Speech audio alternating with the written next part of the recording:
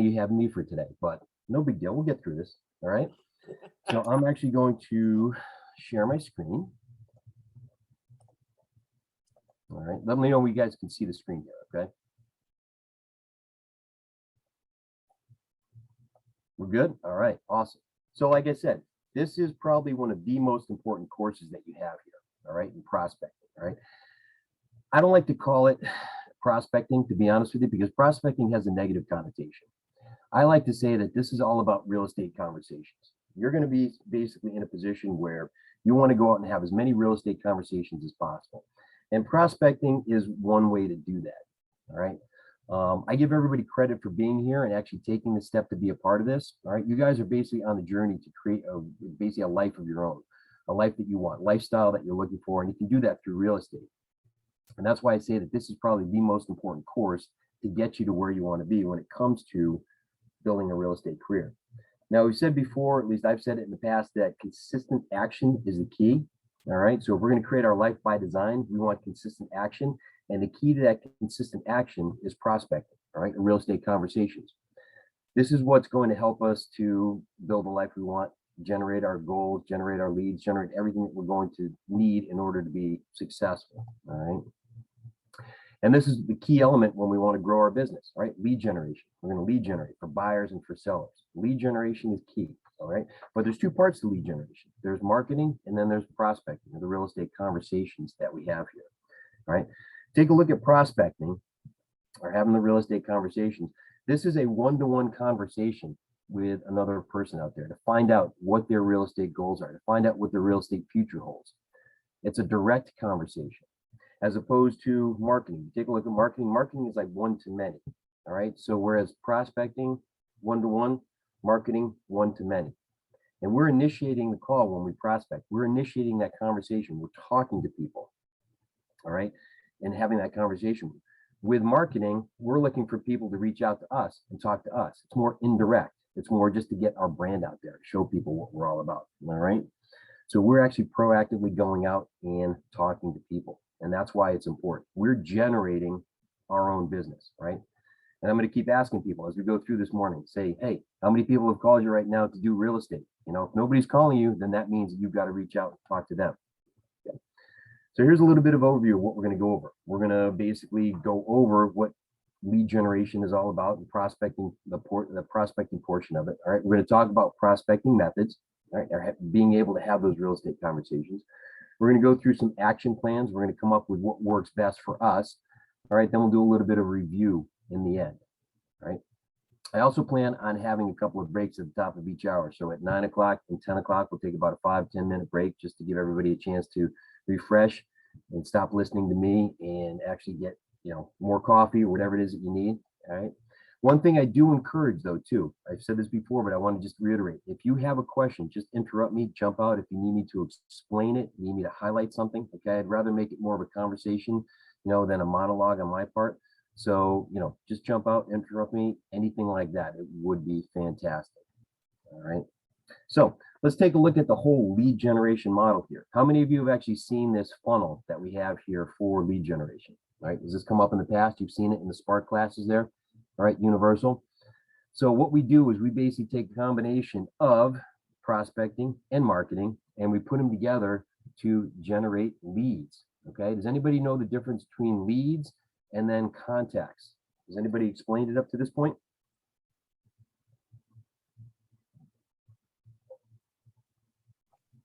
Okay, all right.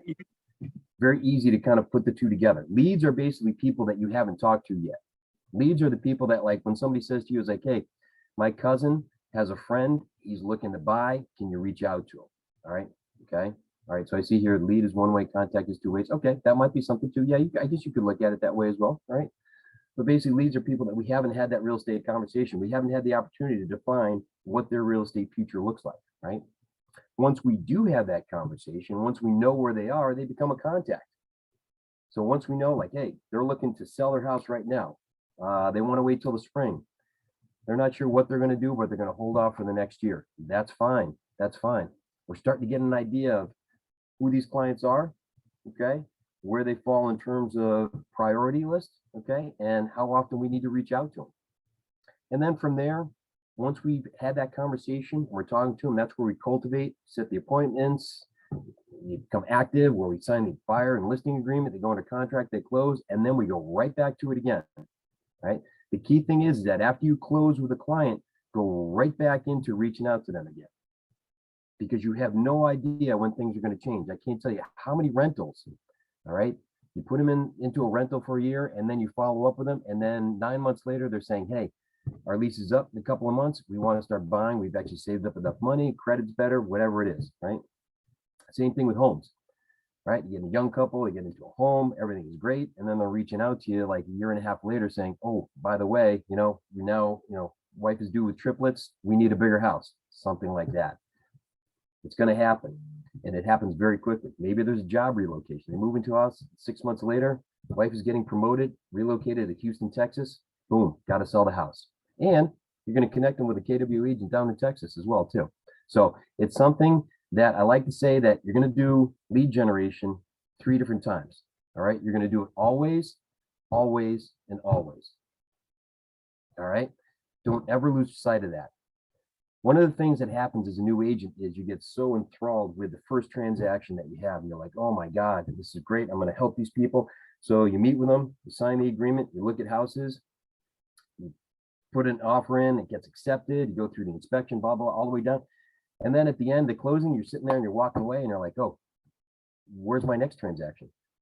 Okay. Don't look at lead generation as a typewriter where you go all the way to the end and then you got to start over. Okay. Even when you're working with clients, whether it be 1, 2, 72, whatever that number is, you should always be in the process of lead generating, because you want to have a pipeline that you see here, or this funnel, however you describe it, as being full all the way across the board. You want to have people that you're talking to. You want to have leads that are coming in, people you're talking to, people that you're cultivating, okay, going on appointments. While you're still putting houses under contract, you're still having appointments, right? It's a continuous amount of business. And what that's going to do, that's pretty much going to be essentially save your life there. Let's put it that way. If you look at it, the solution to every single problem that you have in real estate is lead generation. Don't have enough money? Lead generate. You got one problem client that you're dealing with who's a real pain in the ass? Well, lead generate, get some better clients, right? Anything that you have in terms of a problem can be handled. The solution is with lead generation, right? Any questions on that so far? We're good? All right, let's keep going here.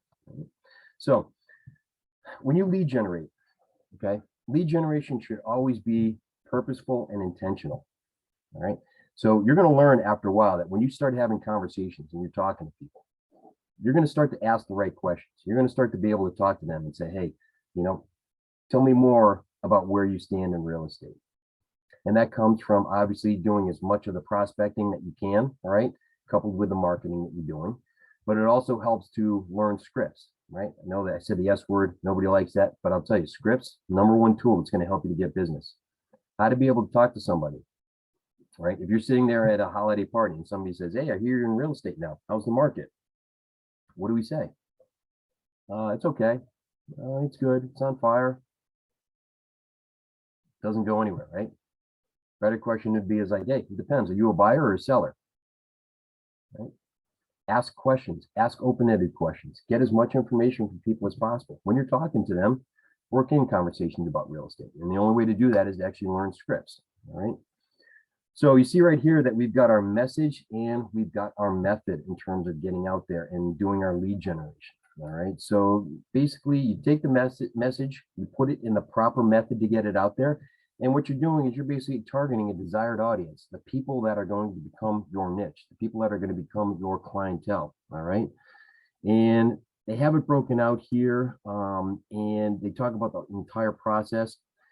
And what you want to do is you want to, over time, start to develop and hone in on what your message is going to be so that you can target the clients that you want, so you can build the business that you want in the niche that you want.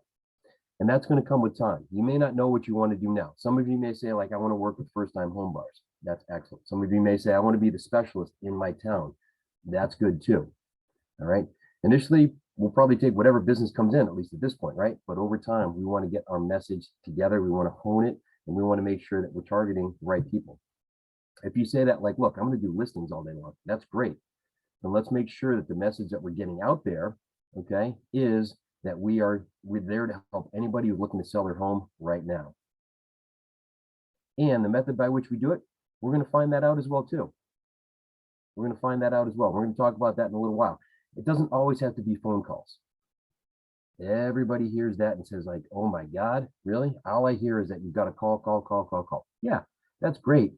But how many of us actually pick up the phone if it's a number that we don't recognize? Not too often, but there's other methods to do that. And we'll talk about that too, all right? We want to make sure that at least we're doing something. We're formulating a message and we've got a method by which to get that out there, all right? And the way that we do that is through the prospecting and the marketing. All right. So here we go. We've got the famous pyramid here that breaks down the difference between marketing and prospecting. One thing that you're going to hear from this point on is that everything that we do should be prospecting based and marketing enhanced. So what do we mean by that? Prospecting based and marketing enhanced.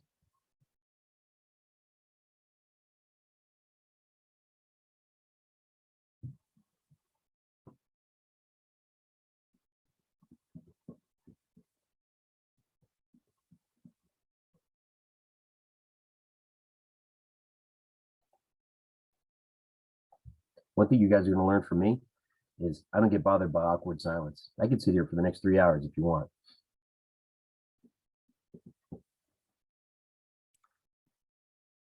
So looks like you want to say the prospecting is the base or the core of the business, and marketing is basically it's kind of like enhanced, like basically you're trying to say that marketing may or may not generate the lead, but the prospecting has to be the base of your core lead generation. Probably you're trying to say that. Bingo. There you go. Great job. Excellent. That's exactly it. Yep. Prospecting should be the number one thing. Having those real estate conversations should be the number one thing that we do when it comes to real estate.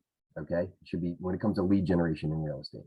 The prospecting, yeah, it says here it's time intensive because what you're doing is you're having conversations, one-to-one conversations with people out there, right? But you are proactive. You're getting out there and you're actually building your business. You're actually finding your clientele. You're going out there and you're letting people know, like, hey, I am a real estate solution provider. You have a problem. You want to buy a house. I can help you with that. You have a problem. You want to sell your house. I can help you with that. And you know immediately the results. You know what's going on. It's a very direct way of getting out there, okay, and getting business. If we just did the marketing side of it, okay, marketing side is different. It's passive. Again, it's one to many. This takes a lot of time. Essentially, when you go out there and you market yourself, you've got to put that message out there 8 to 10 times before the universe accepts the fact that you are a real estate specialist, right? People need to know that it's not a hobby. They need to know that you're serious about it. And they need to, in the back of their mind, have that message hit them 8 to 10 times before it sinks in and be like, oh yeah, I know somebody in real estate, so-and-so here, okay? And marketing will allow you to do that, but it shouldn't be your primary focus. It's money intensive too. We're going out there and we're paying for Facebook ads, right? Or we're doing other things that, putting our name on Frisbees that we're tossing out to folks, something like that. Maybe we could do social media posts as part of it. Yeah, that's great. That's perfect. However, okay, marketing is basically one to many. We put ourselves out there to supplement, okay, what we're doing. Somebody said, Karen says, basic marketing is passive and prospecting is aggressive. Okay, I would say that might be a way to look at it. Yeah, I would say, direct versus indirect. All right, prospecting is direct, marketing is indirect. Okay. Amy, you got a question? Yeah, no, when I look at the diagram, it seems like marketing is building off of prospecting, and that's why I'm a little confused at your first question, but really, so they're both at the base. Marketing is a smaller part of your pie than prospecting as to what brings results, or one builds upon the other, or both. Well, to kind of go back to the first answer that we had, prospecting is the primary method by which you should lead generate. All right, that's the base of your triangle. Yeah. And marketing just supplements what you're doing, right? And marketing just supplements you getting that message out. So prospecting is the primary method. Marketing is the supplemental, the additional method. So Prospecting is going to get you those answers and get you those conversations. That's going to get you your business right away. But you still need to let everybody else know out there that, hey, I'm a real estate specialist. I'm here to help. If you need something, I'm coming from contribution. I'm here to help. Let me know. Does that help? Yeah. Okay. All right. So one really doesn't work without the other. Yeah, you could prospect all day long. You could have the real estate conversations, but it's going to take you a little bit of time to build up your business, right? That's a one-to-one approach. And again, time intensive. Marketing, if you're doing that in the same time where you're actually reaching out to people, let's say you're going out to people, you're talking to your sphere through Facebook Messenger, but then you're also putting posts out there on Facebook and Instagram, okay? And you're asking other people to share those as well. You're getting the message out to multiple people and you're looking for people to reach out to you. So prospecting based and marketing enhanced is pretty much the way that you want to go about your lead generation, right? And don't be afraid by, prospecting and, calling and doing all that. There's other ways to do this. We're going to go over all that. But this is something too that you do need to incorporate into your schedule every single day. Okay. Even if you get up to the point where, you're working with 7 or 8 people, you want to be in a position where you still have time every day to lead generate, because at some point, those 5 people are going to be done with their transactions. And now you're sitting there saying like, all right, well, where's the next group of people that I'm working with? If you haven't been doing that and building up that pipeline, then it's a stop and start technique. And the lead time for a lot of folks could be anywhere from 60 to 90 days. So you're going to have those gaps in your activity. You have those gaps in your production. So it has to be something consistently that you do every single day. All right. Now this right here, if you turn to page 4 in the guide that you guys have here, you're going to have this list on your guide on page 4. And it's got a list of prospecting activities. It's got a list of marketing activities. All right, let's see here. Yep, here's the prospecting side of it that we have. All right, so you're going to see right here, these are all the things that are on the left-hand side of page 4 in your student guide right there. All right. Now, I will say that there are really 6 primary methods of contact. They don't list them in here, but in everything that I've seen, everything that I've done, there's really 6 ways of actually reaching out and having conversations with people. There's calling, there's texting, there's email, there's old school mail where you handwrite a letter and you send it to somebody.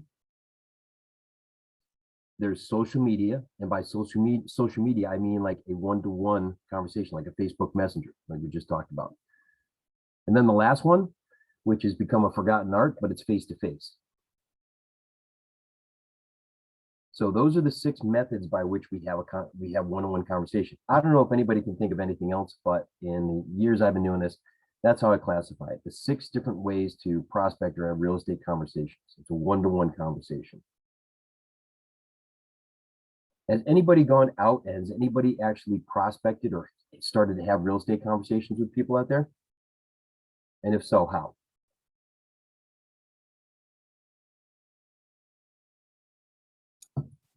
I'll just jump right in. Yesterday, I took my dog for a walk and noticed right around the corner, literally, right-hand turn for sale by owner sign went up.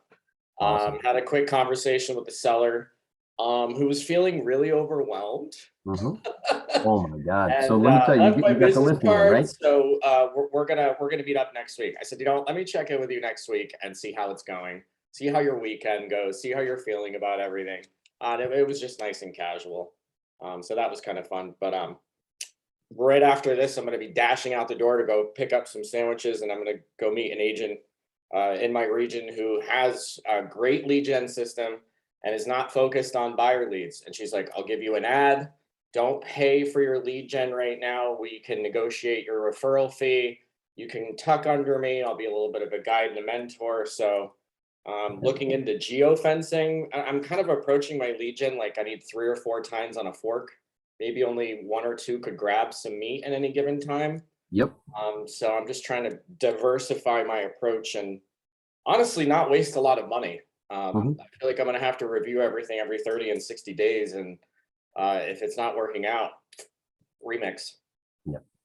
I will tell you that we'll be able to show you so many different ways to lead gen where you don't have to spend money. As a new agent, the last thing we want to do is spend any more money because honestly, we've been spending way too much to begin with, right?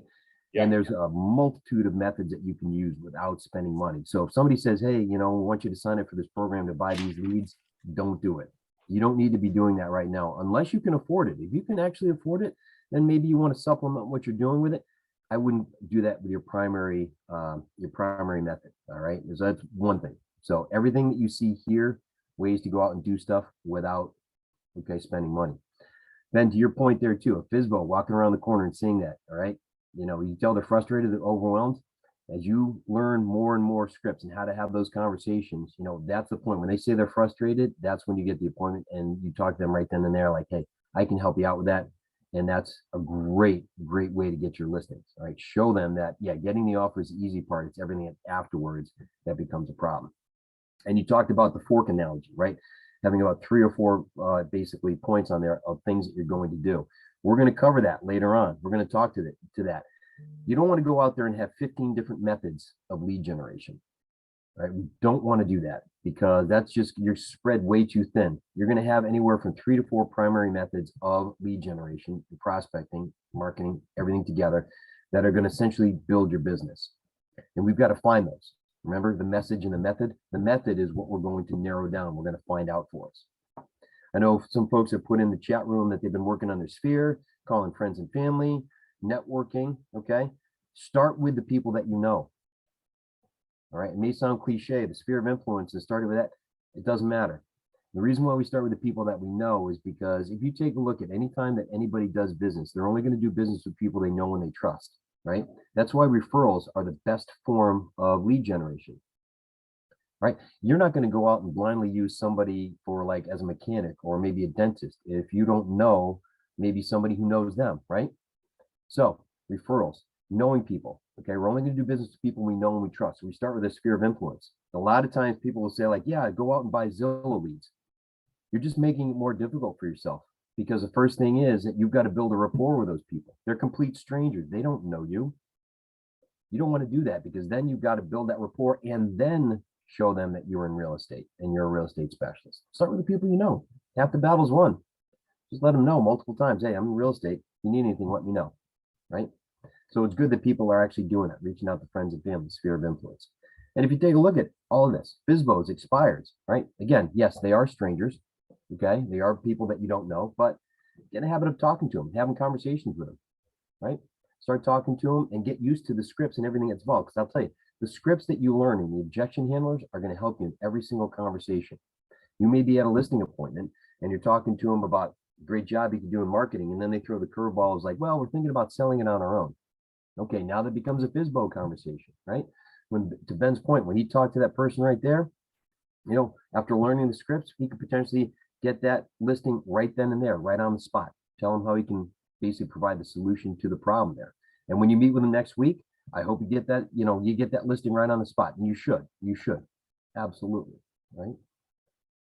Okay. So we got Kirsten, she said she contacted FISBO where the house is in rough shape, but the lot is big with a great view. Cool. Okay. Have plans in place for a new 2-story home, reaching out to the friends who was a VP at a construction company. Yeah.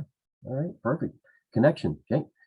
Connect the construction company with that lot there. That's excellent. That's good. Offering value, right? We're offering value. It's a win-win situation. Person gets their property sold with the house in terrible shape. Construction company gets a piece of property that they might be able to subdivide and put other houses on there. Excellent. Good. Circle prospecting. Okay, that's basically going around and typically you call it geographic farming, circle prospecting, whatever you want. You go door to door and you go in and you just let them know how you can help them out there. Just say, hey, listen, if you're looking for anything, let me know. Do it in your own neighborhood, right? Let people know that you're here. Let them know you got a vested interest in making sure that, the area maintains the property values, right? Why wouldn't they want to use you? You live here, you know this area the best. Community outreach, charity volunteer work, food drives, coat drives, sponsor those. Absolutely. Sponsor things if you have kids in school, sponsor things at their events, PTA, sports things, key relationships. Okay. We call them vendor relationships. Talk to people that are in the industry.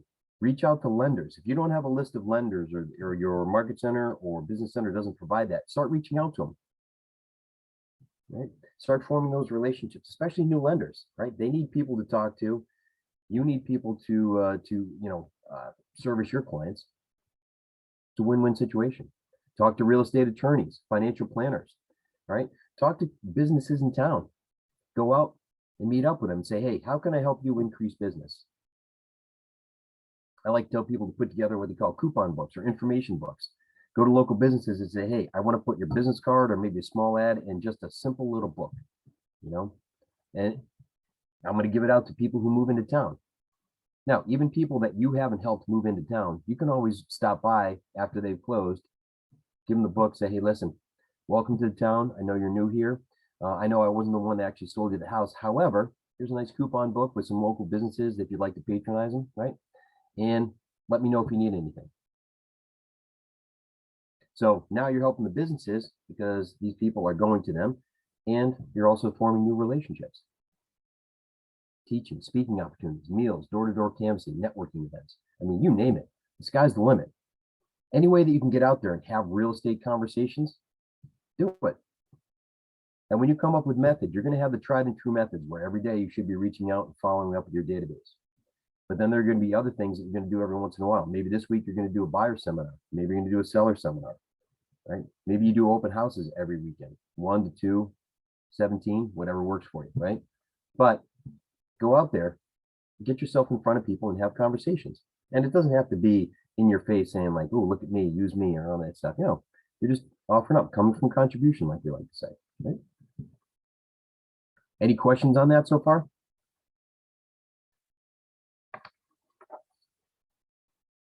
Anybody have anything different? So we got a couple messages here. Former I customers. have a quick question about apartment complexes and Yeah. prospecting there. Yeah. And I've just heard that sometimes, you run into trouble where maybe the leasing office, if they get hip to that you're on their property or distributing something, they don't like that. How do you approach an apartment complex so that you don't basically get kicked off the property? Oh yeah. You know what? I wouldn't go there unless you get permission, and talk to the leasing office and do it this way. Say like, listen, I'm just offering up my services to the folks that are in there, because if they don't use me, they're going to use somebody else. And what would you rather, would you rather control somebody that where I can help you out? Or would you rather have somebody randomly going out and, stealing away your clients? Because what I'd like to do is make it a win-win where, these people eventually are going to move on. And if they do, they can use me. And then what I can do is I can work with you to help refill or restock, whatever you want to say, these apartments. Thank you. Oh, that's great. Listen, don't do anything that's shady, and don't do anything that's going to get you into trouble, right? Right. If they say no, they say no. Okay, no big deal. Yeah. That might be something down the road where if you have access to a database, maybe through MLS, where you can get addresses of people that are in the apartment complex and send them a postcard. That way you're not on the property, you're not doing anything, but that's a way around it. But reach out to the folks at the leasing office first and say, hey, listen, maybe we can make this work for both of us. You're going to be Right. losing people. Can help you to, go out and put people back in there. Sounds good. So we got former customers from another industry called to let them know that you're in real estate. Also having a downsizing seminar at my church. Excellent. Yeah. All those ways you can go out and do it. And Brenda, yep. Dual career. Use your other job as a platform. If you want to know somebody who actually does that to a T, Brenda is actually perfect at that. She's an emergency room nurse. And I can't tell you, she's got her business going like amazingly from that, and also from her sphere of influence, right? People that she knows. That's a great way to do a dual career. So yes. Is it Pancake? Is that it? Yeah, you got it right. So can you please describe how do we make the relationship with banks and third-party data companies?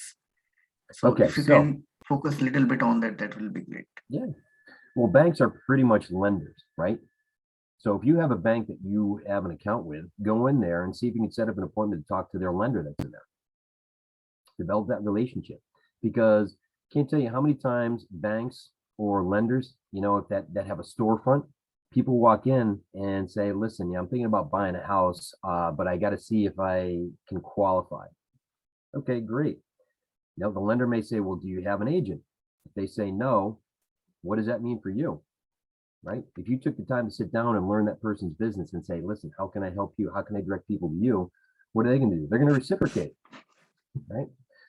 Third-party data companies. Now that, when they say that, I would think that, you know, a lot of times, many of the regional MLS systems that they have, and the MLSs that are out there, have different apps or features on there for people who actually are companies that actually are specialists in certain areas. I know that for the MLS system that we have, that we've got a couple providers that are on there that give cell scores, as they call it, you know, in towns and neighborhoods, so that you can actually download the data if you want to reach out to people, not call, but actually send them a letter saying like, listen, you know, if you're interested in selling, please let me know. And it's all based on their cell score. And what they do is they say, okay, if a person didn't live there for a long time, they've got a lot of equity, they're probably more apt to sell than somebody who just moved in 6 months ago. So I don't know how they do it, all of the data. I'm not that smart, but let them, you know, come up with a list. And then what you can do is use that as something a letter you can send,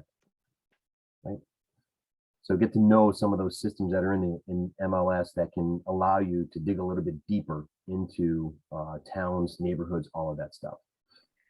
So I heard that banks, they do carry some kind of like short sale prospects, like properties kind of thing coming up, and those kind of things. So is there any way we can talk to them, say, hey, if you're short selling, you can use me as a real estate agent or whatever, or what is the right way of approaching them for that? Well, short selling, at least in Connecticut, short selling is something that the lender wouldn't necessarily originate. Now, a short sale means that the person's living in the house, they owe more than the house is worth. Okay, there's still situations like that out there. And if they were to sell it, then the lender would have to take a loss on that. Like, let's say that they owe 300 on a house, and let's say that they only the top dollar they can get is 275. All right.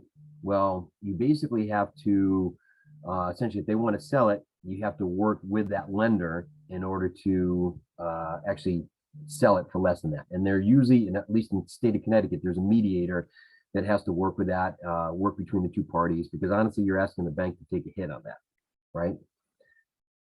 So in that instance, I don't know if the banks would actively market their short sales. I don't know. Maybe other states do it differently. You could probably check with your broker and see if that's possible. But if you're not sure, have a conversation with a bank. When you go in there and you talk to them, say, hey, what's your process for REOs, or real estate owned properties? You know, the foreclosures that they have on their books. Do you give those to specific brokers? How do you handle that? You know, things like that. So have that conversation with them, understand the process. And if they do have the ability to anticipate short sales and what that may be, then find out what that is. You know, and that comes through the communication, having those real estate conversations, right? Got it. Thank you. Sure. A lot of times too, if somebody's in a short sale situation, look, if they can afford to pay the mortgage and they just owe more than, you know, what the house is worth, they may just continue to live there and continue to pay that. Doesn't mean that they necessarily need to sell. It's just a matter of just, you know, if somebody's in a position where they can't pay the mortgage, and that's the case, then that's gonna, you know, that's gonna factor in. All right, any questions on this list at all? Darren, I actually have one question. Yeah. So if you see a for sale by owner, or say a dumpster storage bin, if you're not necessarily comfortable door knocking because of, you know, safety issues, are you allowed to maybe like leave a letter or a business card in their mailbox to see? I mean, obviously it's not as you know, aggressive as talking and speaking to them directly, but as an indirect approach, is that something you could do? You can't leave it in the mailbox. That's against federal law. That's only for U.S. mail, but you can leave it in their door, something like that. You can mail it to them, and then it'll go in the mailbox naturally. But if you're not comfortable having that face-to-face conversation, some of that may be because you don't know what to say, But if you can actually come up with a letter that has the verbiage in there about what to say, like, hey, I noticed that you might be cleaning out the house or something like that, you can certainly come up with a script that allows you to go up and have that conversation with them in person, right? And sometimes that may be more direct. Here's the thing too, is that a lot of times too, in those situations, time is of the essence. So if we send a letter and they see the letter and they read it, but their mind is mixed with other things, they may put it off to the side, forget about it. All right. If you go up there and you talk to them and say, listen, tell me what's going on. I'd like to, I'm a local real estate specialist. I take pride in the fact that I know things that are, real estate happenings here. I'm looking for buyers for my sellers and sellers for my buyers. So tell me a little bit about what's going on. It's like, oh, well, we're thinking about, selling it ourselves, or my uncle passed away and we're cleaning out the house and we're going to put it on the market. Okay, great. Okay. Well, I shouldn't say great that he passed away, but, say like, okay, I understand. Absolutely. So what are your thoughts on that? What's your idea of timing? What were you thinking of doing? Were you doing any work to the house? Were you considering selling it on your own? If you are selling it on your own, it's like, okay, what made you choose to sell it on your own? And these are the conversations that when you learn scripts and you have those open-ended questions, or these questions that you get information from, what that does is, first of all, that builds the rapport, because you can't really build rapport through a letter necessarily, but that builds Right. rapport. But then you get some questions answered, and then you can start honing in on motivation, timing, all of these things, and say, like, listen, like I said, I pride myself on being a local real estate specialist. I'd love to help you sell your home, because I know obviously it could be a burden on you right now. Let's say that your uncle passed away, you're living in Montana, and you got to fly out here. I'm sure you probably don't want to be saddled with this for right now. So let's get together and see if maybe I can help you out with that. Okay, that's interesting though, to know that unless it's sent through the mail, that's a violation to leave. So that's really important. Thank you. Oh yeah, yep, yeah. Don't go sticking things in mailboxes, because post office doesn't like that. I don't know what the post office can do. I don't think they have a bunch of thugs that are going to come around and break your knees, but you just don't want to mess with the federal government, I guess. So. All right, so we're going to do a deep dive into prospecting methods, a lot of the ones that we actually saw there, and we're going to cover them. Now, some of these I may go over fairly quickly here, but for the most part, these are some of the bigger ones that you're going to see out there. All right, we'll take a look at some of the more popular ones that are out there. We're talking about door knocking, agent to agent referrals, open houses, social media. All right. Is there anybody out there that has already done one of these methods that we have here? Anybody at all? Open houses are a lot of fun. Okay, open houses are a lot of fun. I heard that, Brenda. I know that. What else? What was somebody else said something else too. Oh yeah, I do a lot of open houses every weekend. Awesome, that's good, excellent. Who else? I saw a couple of other people that raised their hands.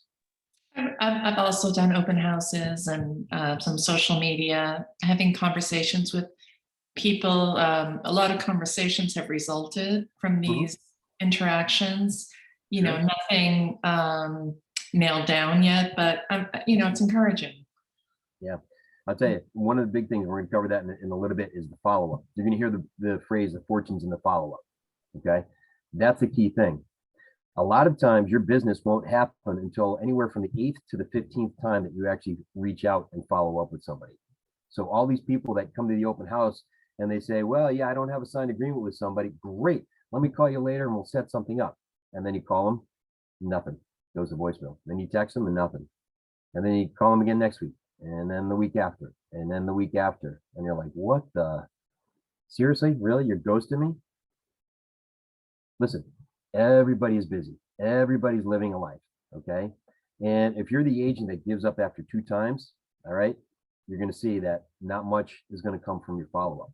But if you actually set it up in command so that you put those people into command, or maybe they log in through the client app and they do it for you, and you get them on a follow-up plan, or an open house follow-up plan, that's going to say, okay, you're going to keep checking in with these people. And you're going to come to a point where you may think like, oh my God, I'm bothering me. But okay, things happen. Let's say that after they left the open house, they come to find out that one of them is losing their job and they're not sure what's going to happen. Now they're taken off of that. Or maybe somebody in the family is sick and this happens and that happens and work comes up. They don't have time to revisit that just yet. I've had people that have reached out to me. I saw them at an open house. Literally, this happened. Saw them at an open house, and 18 months later, they're calling me saying, "Hey, Darren, it's so and so. Remember me from that open house?" And I said, "To be honest with you, I don't." I said, "I'm not sure you remember." So then they told me the story. They're both self-employed. They wanted to buy a house. They thought they could do it and went to the open house, come to find out that they couldn't. They needed to actually have more income shown or something like that. So they waited, and then they called me up like I was their old friend, and 18 months later, ended up buying a house. So it happens. You just have to be proactive about the follow-up. Anyway, so. All right, so let's get into some of this here. So door knocking, right? Door knocking is great, and you want to start off in your own neighborhood. All right, unless you live in the middle of a desert, still want to start in your own neighborhood here. Okay, I'm not sure how many deserts there are in New England, but I could be surprised. But anyway, you want to go out and talk to people. This is a great way to go out and really hone your skills. So Stacy, to your point, when you say I'm not really comfortable to face, okay, start off talking to your neighborhood, people you know. It's kind of easy. They kind of know you, right? Hopefully they should. Maybe they do, maybe they don't, but it's a great way to introduce yourself. And write up what you're going to say. If you take a look at the script books from Ignite, okay, you've got the Elementals and the Sparks, the 2 script books. I think there are door knocking scripts that are in there. All right, but those scripts can allow you to craft what it is that you're going to say. So take a look at the script and say, okay, what part of this is, just making sure that we're on time here. What part of the script is something that I can use? And how can I craft it so that it sounds like me, so that I'm not going up and I'm saying, "Hi, Mr. and Mrs. Homeowner. My name is Darren. Thanks for answering my," it doesn't work, right? Come up with something that you feel casual about. You can have a conversation. Say, "Hey, how are you today? My name's Darren. I actually live down the road. I'm not sure if you've seen me walking around the neighborhood or anything like that, but I'm actually just reaching out to let you know that I'm actually a newly licensed real estate agent, a newly licensed real estate specialist, or I'm a real estate specialist." Don't even say you're newly licensed. And say, "I'm just going around the neighborhood just to let everybody know. And if you need anything, or if you know of anybody who's looking to do anything real estate related, just reach out to me." Okay. And if you'd like, you can share my app, or you can give me your card or a letter or something like that. That's all it is. Just introducing yourself. And they may say, "You know something? We're thinking about selling our house. Why don't you come in, or maybe come in this weekend and chat, and we'll see where we are at that point," right? Yes, okay, not in, so Steve said, "I'm not intimidated necessarily to talk to people, just worried about the safety side if I'm by myself." Absolutely, great point. That is an excellent point. So what can you do? All right, if you have somebody else in this class who's from your market center, go with them. Or ask a mentor or another agent in the market center to go with you, because here's the thing, you're both going to learn from each other. If it's somebody who's been in the business for a while and they've done this, see how they operate, right? And then if it's just 2 people who are fairly new at this, all right, say, like, "Listen, this is my approach. What's your approach?" Go through that. But yeah, safety is definitely paramount.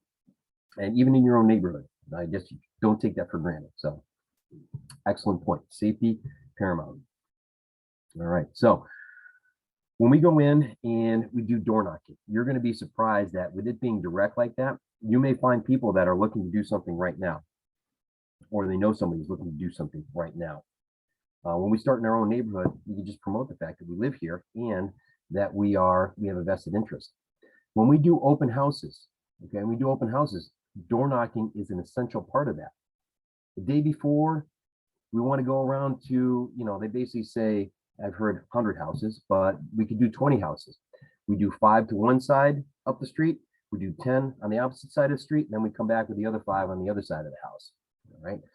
By going out and door knocking, we're basically letting them know, like, "Hey, just want to let you know that the house at 123 Main Street is having an open house from 1 to 3 today. So if you notice some increased traffic, I'm just making you aware of that, just in case you're wondering what was going on. And oh, by the way, 12:30, we're actually having a special open house for neighbors to come in and see the house, just so that you can get a feel for it and see what it's like if you haven't seen it. So you're more than welcome to come, and hopefully I'll see you there." Boom, there you go. Right? So when we have the door knocking, whether it be open house or we're just going around the neighborhood, we got the face-to-face contact, right? We can even do it with businesses. We can do whatever it is that we want to do. But we're going around and we're actually making connections. We're having those conversations with folks that are out there, and we're seeing who's going to raise their hand and say, yeah, I'm looking to sell, or I know somebody who is, looking to do something, right? What are some other benefits of door knocking?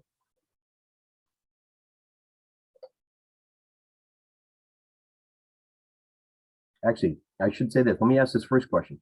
What are some limiting beliefs about door knocking? That people will be angry that you're showing up at their door. Right, right. If somebody's answering the door in a bathrobe and a shotgun, they're probably not having a good day, right? That doesn't really happen too much, okay? So, but again, if you're with another agent, obviously you can keep the safety on there. But yeah, all right. You're afraid that people aren't going to like it. Absolutely, absolutely. That could come up, but we won't know till we go out there, right? And honestly, face-to-face is different than on the phone. It's a different dynamic. You're sitting at a listing appointment, a buyer's appointment, or if you're door knocking like that, I mean, very rarely are people going to sit there and try to take a swing at you or do something like that. It's just not going to happen, What else? What are some other limiting beliefs about door knocking? Right? Amy says people will be worried because of COVID, even if you're masked. Yeah, that's true. That's true. There's going to be some of that, but if you maintain a safe distance and you have a conversation, okay? What else? What are we all thinking right now? Is there anything in particular you're saying, like, if I told you right now, it's like, okay, we're going to stop this and we're going to spend the next hour door knocking, and want everybody to come back and give me the results. Let me know what you think. What is holding you back from doing that? Too cold out. Okay. Let's say it's April when we're doing this. Let's say it's June. Don't tell me it's too hot. No, but what's going to hold you back?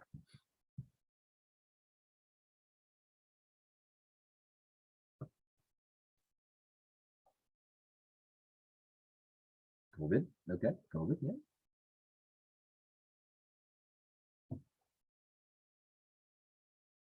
My knees. Okay. That's true.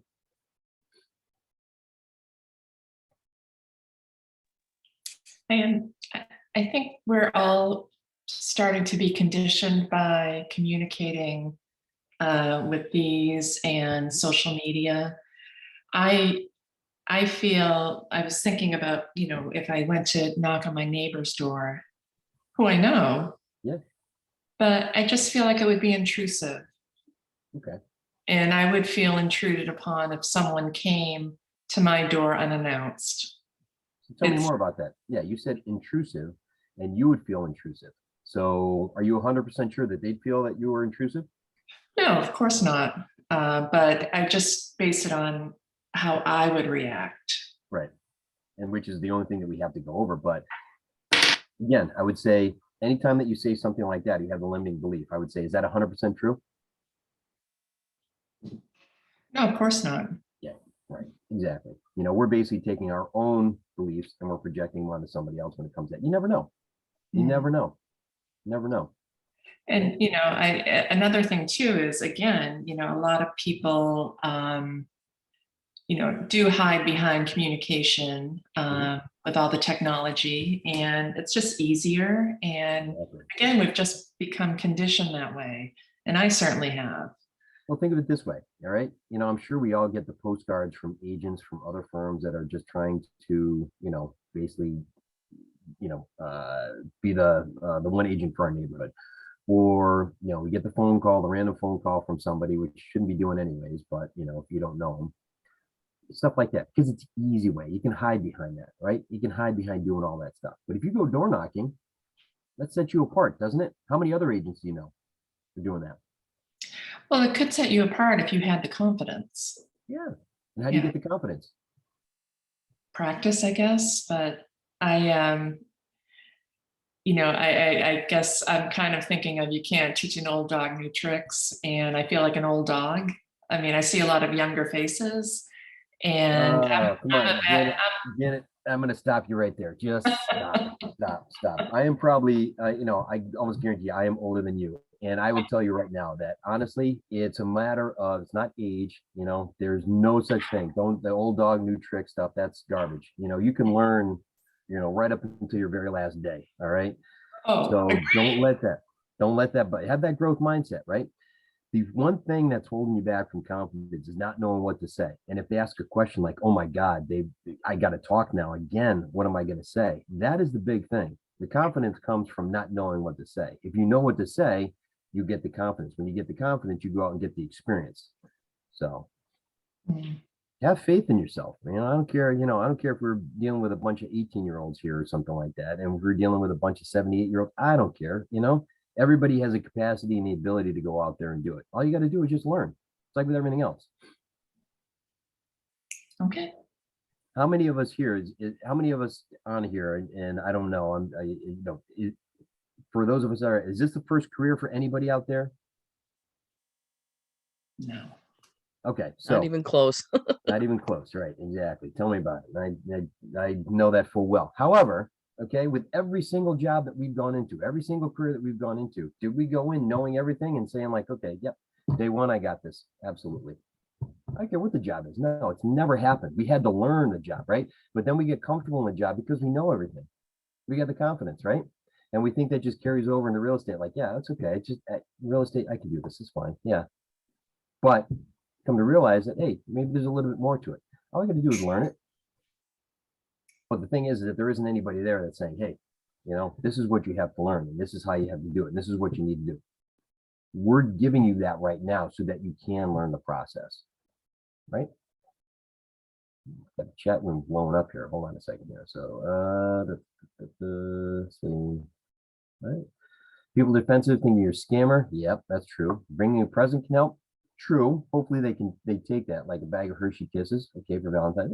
Yeah, okay. Anything's worth it. Done door knocking just once. Felt like people didn't come to doors because they thought I was either a Jehovah's Witness or a solicitor. Okay, that could be true. That could be true, and that's a limiting belief on their part. Bring pumpkins for Halloween or maple syrup. Door knocked on horseback too. Wow. Now that sets you apart. People are going to remember you for that one. That's good. I like that one. Getting over rejection. Yeah. Oh yeah. Something. Here's the thing too. In this business, there's never a no. People say no, but you know what that means? It means not yet. It's always not yet. Okay. Look, what does your real estate future look like? Are you looking to sell? No. Well, at some point you're going to sell, just not right now, right? Do you know of anybody who is, looking to do anything real estate related? No. Right. Yeah, I'm sure at some point, maybe at work, you're going to run into somebody who will, right? Neighbor, relative, all that stuff. Other two sides, bringing gifts to not seem like a door-to-door sales rep. I mean, honestly, you could bring in like information for them, right? One of the best things in the world that we could offer is the neighborhood nurture. That's a smart plan in command where if we get we know their home address, we're knocking on their door, but if we just get their email address, say like, listen, let me give you, either bi-weekly or a monthly email that shows you all the real estate stuff happening in our neighborhood.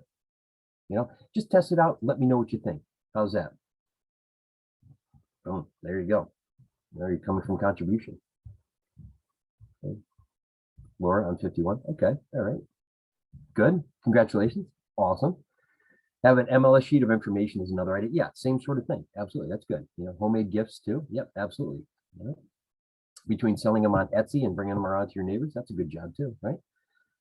Okay. She's a 20-year agent still doing back to basics and getting good ideas. Okay, awesome. Good. What are homemade gifts? It sounds cool. I mean, homemade gifts are just everything and anything. Baked goods, crafts, you name it. Sue said that she's a rip the Band-Aid off and just go with it. It's a rip off the Band-Aid and go with the situation. Have practice, have fun, I'm assuming, in practice what you say. Dive in. Yep, absolutely. Whereas in Vermont, after he drove up to a FSBO who was naked on a tractor mowing. Wow. I'll tell you, that's unique. Okay, there you go. Excellent. I give you, a ton of credit for going up in that situation. That's amazing. And here's the thing too, is that when you get into real estate, there are stories. You get a couple of real estate agents who've been together for a long time. You start hearing stories. It's crazy. It's crazy. Little out of the box, but how about being an Uber Lyft driver and taking their ears off on the right, talking their ears off on the right? Okay, absolutely. Yeah, if you're doing that, sure. Talk real estate. Absolutely. Everybody likes to talk real estate.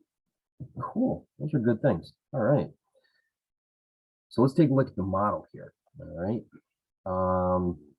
All right, so the way that we have it broken out here, when you go up and you actually consider doing door knocking, right? There's 4 steps that we're going to be talking about here. Number 1, there's the approach. Now, the approach comes from us knowing our scripts, knowing what we're going to say, right? And have a cheat sheet with you. If you have it with you, you kind of refresh it. You know, you look at it when you're going up the door, say, okay, this is what I say, and then go up there, ask questions. People like to talk about themselves. Ask questions, right? And if you have to, get your mind right for it, right? Build up that confidence. Everybody here is a licensed real estate specialist. You know more than 90% of the people out there. Don't let them fool you, right? You are a licensed specialist, just like an attorney, an accountant, all of those people. Have confidence in yourself. And if you don't know the answer, say, hey, listen, that's a great question. Let me research that and let me get back to you. It's a good reason to follow up with them at that point. Right? Okay. Now act. Second one is act, right? Actively listen. Listening is key. You ask an open-ended question and you let somebody go off, right? Like Ben, when you're talking to the FISBO, all right? You're feeling overwhelmed. Tell me about that. Tell me more about that. Why is that important to you? Stuff like that. Okay, get them to open up and talk. That's great. And coming from contribution, when we're actively listening and we're offering things or whatever, that's great. We can sit there, we can offer the app, we can offer to send them the neighborhood nurture, we can offer the crafts or whatever it is that we have, the MLS information, anything like that. You know, ask them, say like, look, I'm a solution provider. How can I help you? Right? Maybe there's nothing to do. That's fine. Let me just give you quick updates on what's going on in the neighborhood, right? Part 3, I think, is the most important thing. That's the one where you get a little bit terrified about it. But ask questions, ask for the appointment. Say like, listen, it sounds like you might be in a position where you're seriously considering selling. Why don't we get together and let's just review the process. I'll let you know, I'll give you an idea of what the market is saying the house is worth. And then we'll discuss what, if you want to move forward with it or not. That's all. No obligation, right? That's a big thing right there. Don't ever be afraid to ask for the appointment or to ask for the business, right? And then advance. Advance really is like follow-up. That's where you're going to put them into your database. You're going to put them on smart plans. You're going to continue to reach out to them. Maybe it's a neighborhood nurture every 2 weeks, or maybe it's once a month. And maybe you just reach out and either call them, text them, maybe go back and knock on their door and just see how things are going. If you see them in the summer, just say, hey, I was walking in the neighborhood. I just wanted to see how things are going. We chatted back in January and stuff. And, you had mentioned that you maybe, you have a cousin who's looking to do something. How's that going so far? Make sense? What are we thinking right now? Is this a little overwhelming? Is this good, or what are our thoughts here?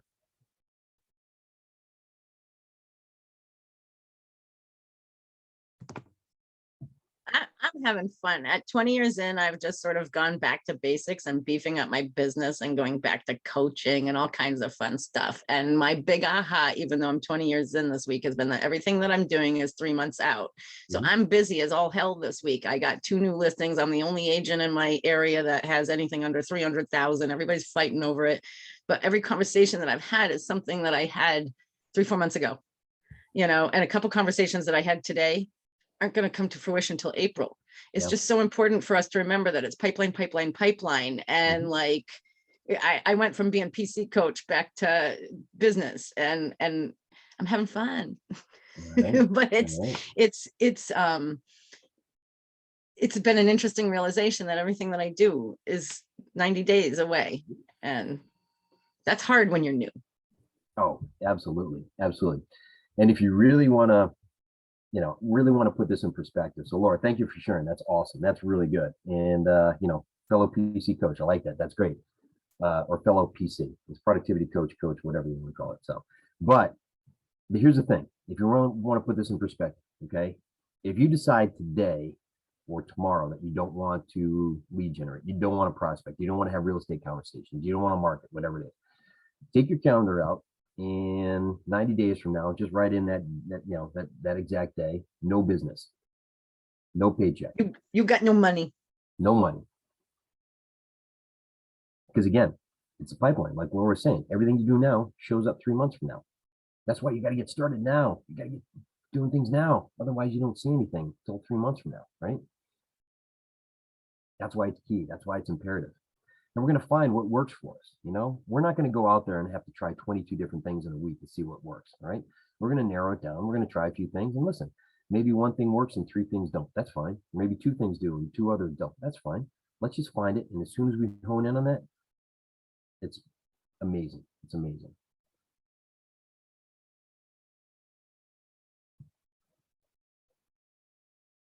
Have I put anybody to sleep at this point?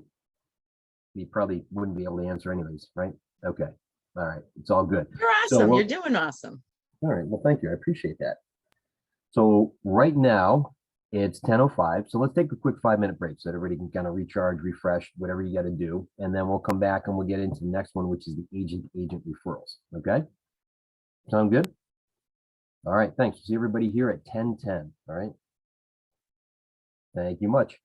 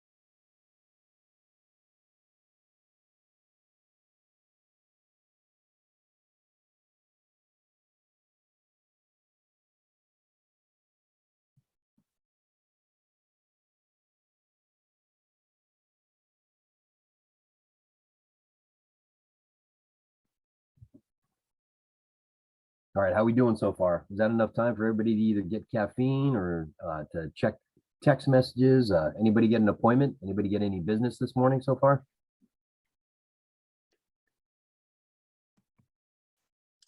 I'm gonna be taking a seller of mine who's just in the process of cleaning, decluttering, and depersonalizing because they inherited some property. We're gonna go look at some potential condos this weekend. Nice. Yeah, Good job. Good job, yeah. man. The weather's not gonna be all that great, but we'll bundle up and do the best we can. Yeah. Whether, you know, everybody says weather's a factor, holidays, this, that, the other thing, there's no rhyme or reason to that. You could have an open house on a day that there's a blizzard and all of a sudden you get more people than you've ever had at an open house because people just want to get out. And then you have some of the best days ever and nobody comes in. Yeah. Same thing with like, you know, everything else that you do. It's weather doesn't really factor in. People are motivated.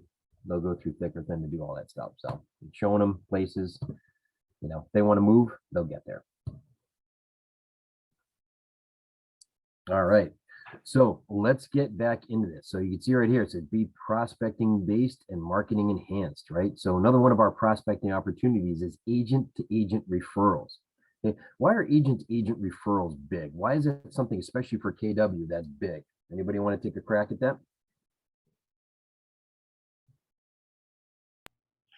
Doesn't matter where you are in the US, you probably can find a KW agent that's willing to take that referral, and you never know, it might develop a relationship where they're going to send people to you if they're out of state.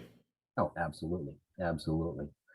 I tell you, Keller Williams is the largest real estate brokerage in the world. All right. We've got anywhere from 180 to 190,000 agents, and we are in 51 different countries, which means that if you have somebody in your sphere of influence who doesn't live in the state that you're in, but lives somewhere else, all right, you want to be able to help them. Don't discount them as a potential piece of business because honestly, there are agents everywhere. And if they say they're moving to Billings, Montana, you'll find a KW agent there that you can connect them with. If they live in Billings, Montana, and they want to come back and they need somebody to, you know, sell their house, you'll find an agent. All right. And it's up to us to go in and start to grow our network. All right. We've actually got, like I said, the largest referral network ever. We're going to grow it. We're going to manage it. All right. We're going to maintain it. When you go to offsite events, if it's especially family reunion, you can connect with agents from all corners of the world here. All right. And that's going to be great because now, you know, you may connect with somebody. I have a fellow productivity coach, assistant team leader, I think she is in Czechoslovakia, right? So you may think like, oh, well, what does that do for you? Well, I actually had a cousin, all right, who works for the Department of Defense and had to go over to Eastern Europe. Now, I didn't connect it to, he was only over there temporarily, but he's considering possibly moving somewhere in that area. I've got a connection, right? You may get invites from agents, teams, anything like that from all over. Just accept them, add them to your referral network. We're going to show you in a little bit what that looks like in Command, but you know, you basically have a referral applet in Command that allows you to basically go in to a map, drill down on an area, and select an agent that you can refer business to. You can even negotiate the referral percentage. And think about that too. If you're referring business to other agents, you get paid a referral fee. Really nothing easier than that, right? There are agents that are out there that their primary business is referrals. That's all they do. And that's how they make their money, is they're connected with people all over and they know people who are moving and going out of state and going to other areas. That's all they do. So those agent to agent referrals are some of the best things in the world. Anybody actually has anybody actually done this at all? I did it once when I was with Coldwell Banker. A good friend who lived in Tiverton, Rhode Island, wanted to move, and I couldn't really see listing her house. I also wasn't licensed in Rhode Island. Yep. Okay. So I helped find a good agent down there and got a 25% referral fee Good for from you. that. That's doesn't take much, right? That's awesome. That's really good. So, all right, Laura's done 6 this year. Okay. Hadn't done many in 20 years and now I'm loving them. Yeah, it's easy. Yeah, some of them are sad. My friend from running group, and a lot of them are people I've met at conventions or family reunions or Yeah. things. Mhm. And so I have a friend in West Virginia that I had met at a convention. My friend's mom died in West Virginia, Huntington area, Wow. and I knew exactly who to call that would take good care of them. And it's a tough property, and it's supposed to close this month, and it's probably only going to make me $700-800 take home for me after my KW split. Mhm. But that's $700-800, and I get to help my friend Tony in his time of need when his mom died. Yeah. And then my husband's mom sold her house and then bought in Tennessee, and then so I got two there. And then my husband's aunt got one, sold her house and moved to Tennessee and bought it for sale by owner. So I didn't get that one, but she bought but I got the one on the sale. So Good. I've had 5 or 6 referrals this past year, and I've never done that, and it's been great. Good, huh? It's good. It And makes it doesn't have to be a KW agent. Like if I can't find, I always go for KW first. Mhm. And I actually used the little thing in command to Yeah. find Flo Vachon in Florida, in Sun City area. And she had good ratings, and I used the whole command thing and to find her, and it worked out great. It's amazing how easy that is. It's amazing how easy it is. And that goes into the point here that I think it was who is it? Yep, Bankage. It said, is the referral fee negotiated or is it negotiable or fixed? All right. It's actually negotiable. They actually have a range. Typically it starts at 25%, but you can basically, set it wherever you want, wherever you think it should be.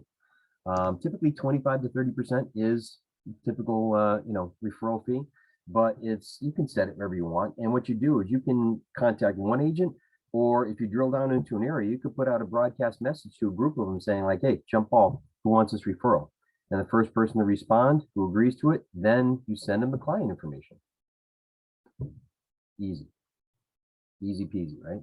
So one of the things you can do too, I've heard agents, and I've done this, is when you go on vacation somewhere, find the local KW office. I actually have a sister-in-law who got married for the second time, who lives down in Asheville, North Carolina, just outside of Asheville, in a town called Weaverville. And we went down there a few years ago for her wedding. And I walked in the local KW office and met the folks that are there. And sure enough, we connected. So I got a connection down there, right? Then this past fall, my niece got married. So we went back down there. I walked back in just to, talk to the folks, see if anything changed. Met the PC, the productivity coach down there.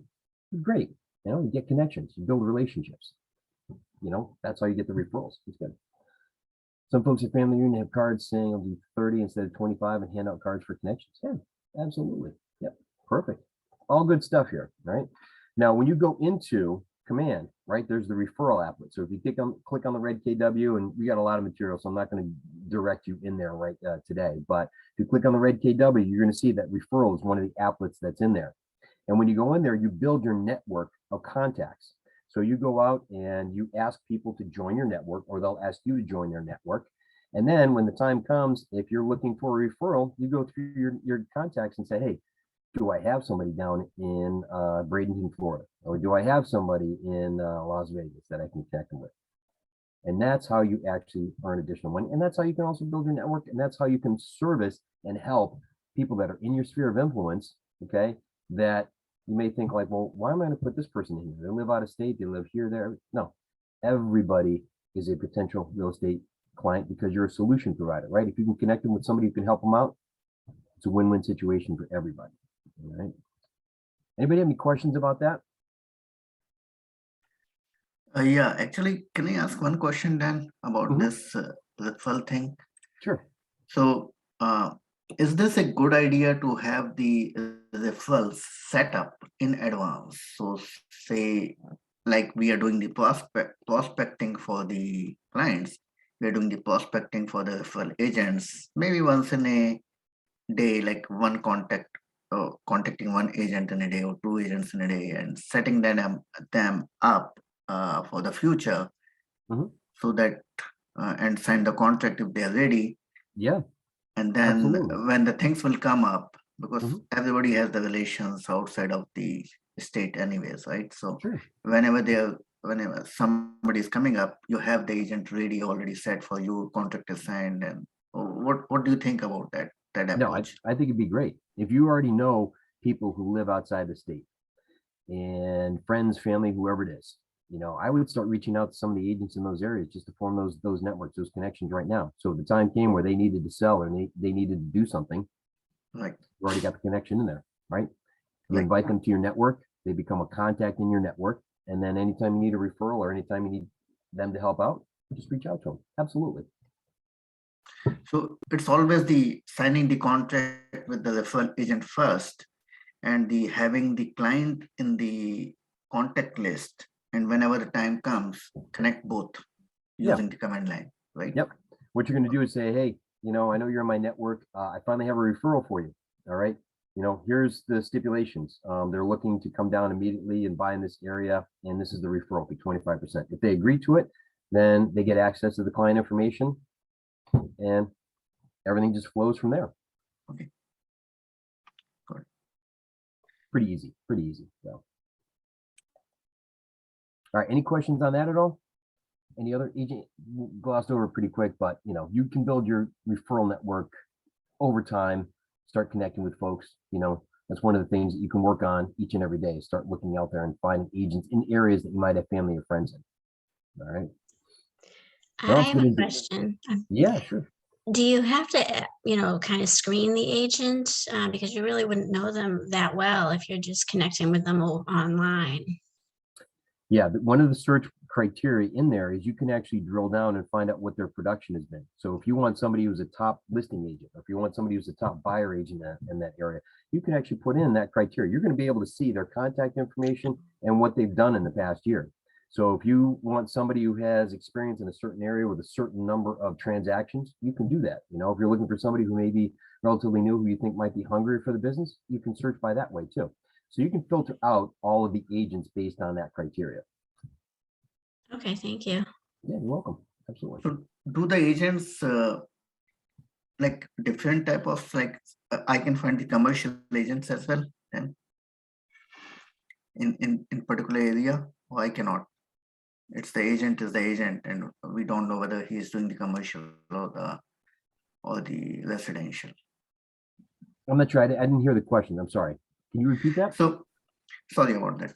So Devin, what I'm trying to say, suppose I go to the referral network. I didn't go so far, but I will go and find out. I want to find out the top commercial real estate agents in that area. Can I do that, or agent is an agent, whether it's residential, commercial?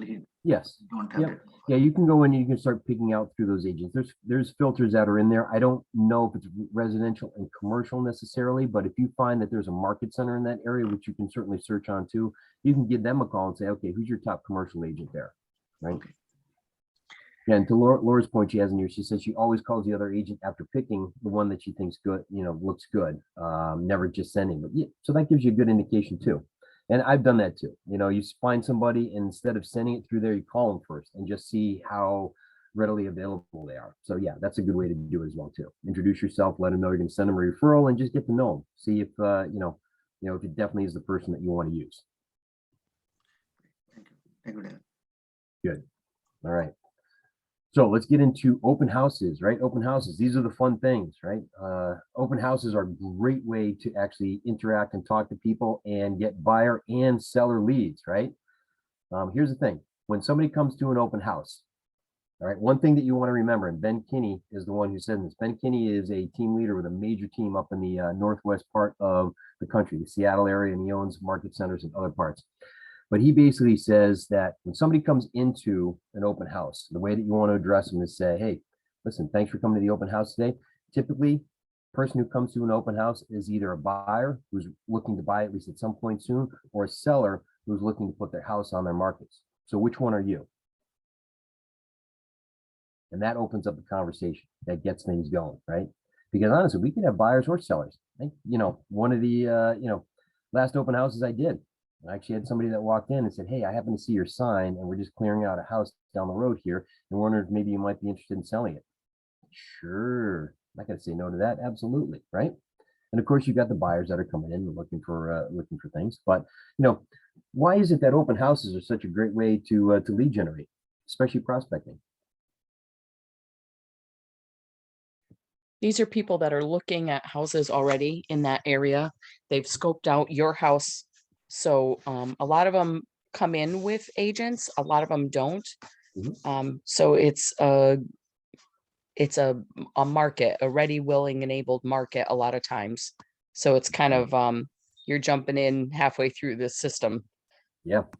Yep. Hey, they've kind of raised their hand in a way, saying that they're looking to do something, right? And in that regard, okay, that makes them ready, willing, and able, like you said. That's perfect. Good job, Brenda. Yep, absolutely. So might be both buying new house and selling an existing one. Yeah, definitely. Yep, absolutely. Right. How many of you have actually heard of a 7th level open house? Anybody ever hear that?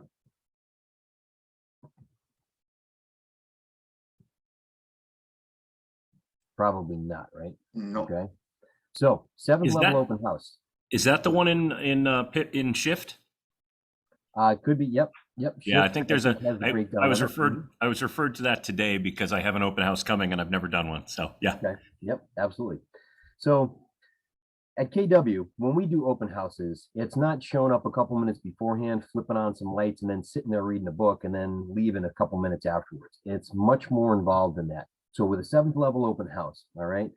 Actually, you know what we can do here, and I haven't been really following along with your instruction book, but if you actually go to page 7 in your handout there, okay, this is going to start to give you an idea of some of the things that you can do. Preparation is key when we do an open house. We want to maximize the amount of people that come to an open house. We don't want it to sit there and just be like, well, you know, I had this sign out there and nobody came by today. Okay, there are times where that's going to happen, but what did you do to maximize the exposure on that? So a 7th level house is when we start preparing on the Monday or Tuesday before the weekend when we're going to have an open house, and we start to get things going, because there are critical things that we need to do to build up the hype around that. Okay. And it is actually a way for us to go out there and make sure that you get as many eyes in the door and feet on the floor. All right. I like to use that when we're at listing presentations. I use it for open houses. It's just one of these things where the more people that are in there, the more people can see the value of that house. All right. Honestly, there's no way. Oh, people are looking for the handout. Let me see. There's no way to, you know, basically stress that even more here. See here. Here's the student resources, and let me see if I can actually get the. If you go into student resources right there, you're going to find that the book is in there. It's a prospecting book, at least for right now. Okay. And let me see if I can actually. No, we had the book up here before. Okay, here we go.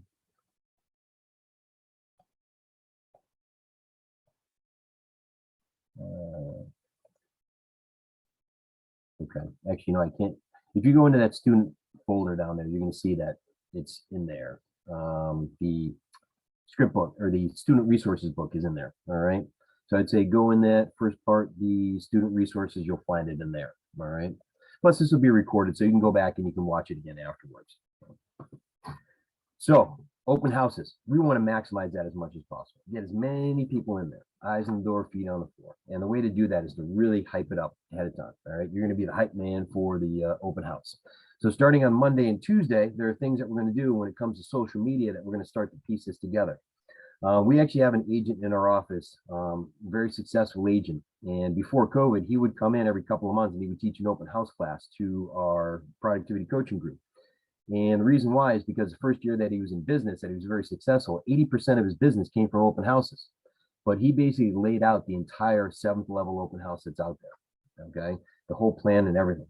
So if you look at page 7 in your booklet there, okay, it talks about before. What are we going to do? Okay, we are actually going to go through and we're going to let folks either in our database or neighbors nearby, anybody like that, know of the open house. So we're posting on social media. We're saying, hey, this Sunday, 11 to 1, come see this house at 123 Main Street, most popular address in the world. You know, you'll love it. If you have any questions, let me know, something like that. You start generating the interest, right? Maybe you do that Monday, Wednesday, do it Friday, and definitely the day before. One of those days before that too, we're going to go around and we're going to door knock with the neighbors, right? We want to go around and we want, like we said before, we want to talk to those neighbors and say, hey, We're gonna have an open house. You're gonna see increased traffic. Come on by a half hour early. We're gonna open it up just for you, just so that you can see it, right? If you know of anybody, bring them along too, right? Hype it up. Start really planning for it. Get to know the house. All right. So beforehand, get all of the material on there. Get all of the material on the house itself. If you are not the listing agent and you're doing it for a listing agent, call that agent and say, or have a conversation with them, get a coffee and say, hey, what do I need to know about this house? What are the unique aspects to it?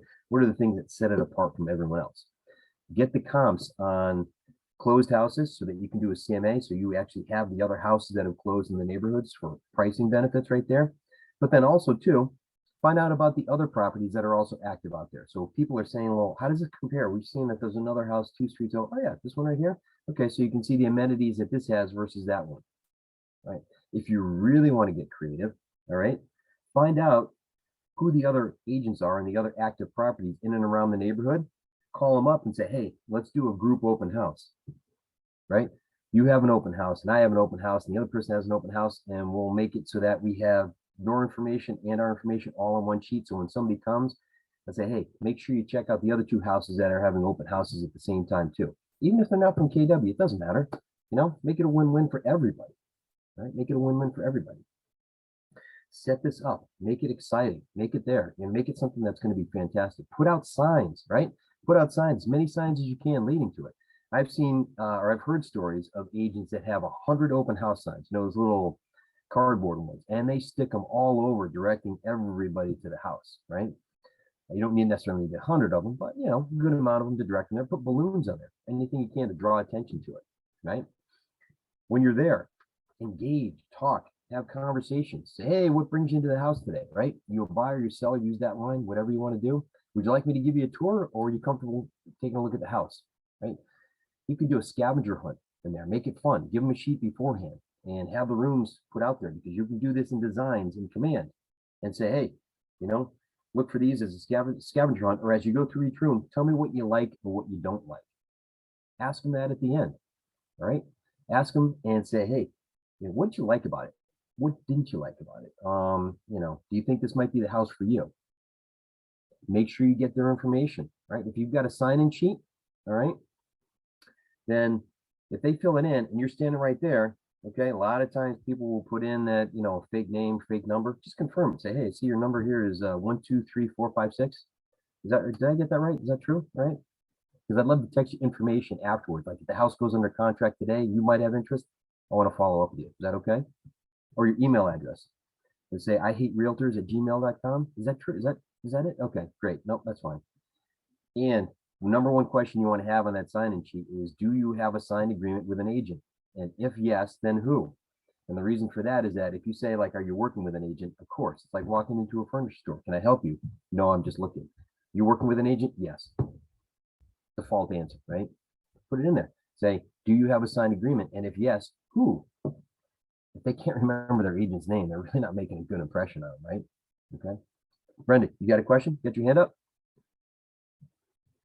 Sorry, just had to find the unmute button. Yeah. The other thing I do is on the sign-in sheet, I write on the back side of it, like attributes, you know, couple with son and daughter, you know, couple with the baby, people from Texas, because when I call them, I do follow-up calls the next week and I say, hey, I'm just calling to see what you thought of the open house. Is there anything we could have done that I could have done to change it? And it gives you a reference as to who you're talking to. Right.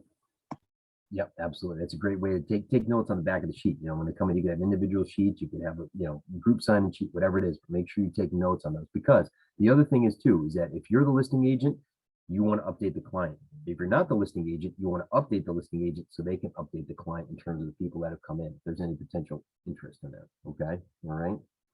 So excellent point. Thank you, Brenda.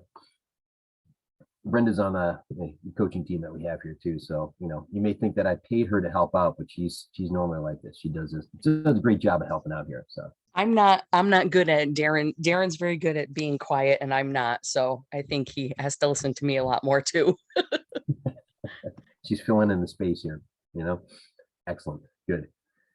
So we have is training material available on how to do a 7th level open house. That's probably specific to your market center. Maybe there's somebody in there that can do a class and go over that.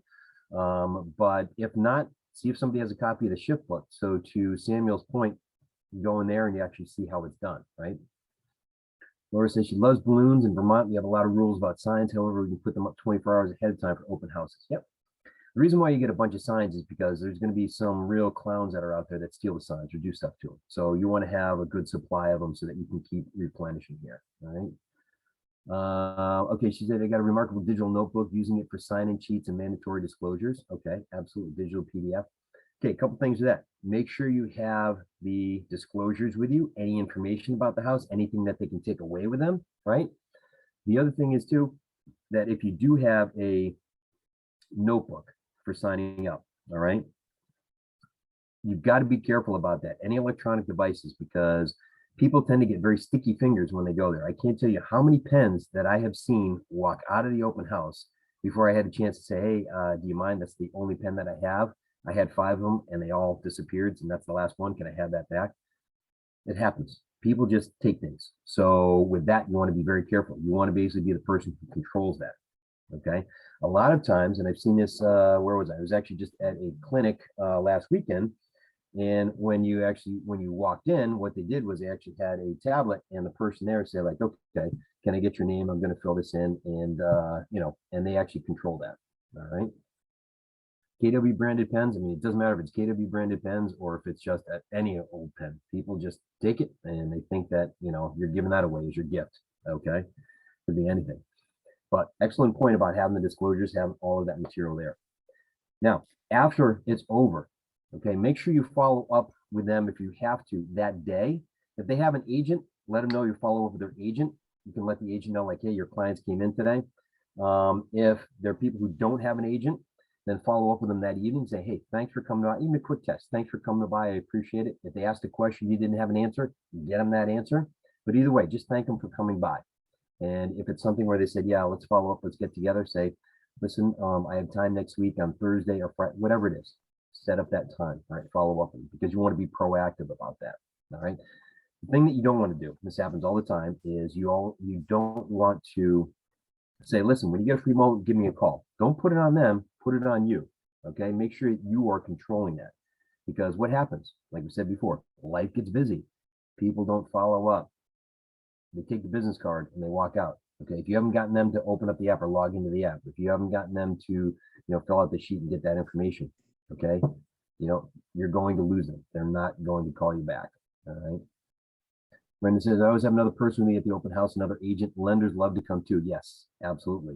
If you are looking for somebody to join you on an open house, lenders love that stuff. In fact, they'll put together the marketing material for you. They'll put together the flyers, all that stuff, right?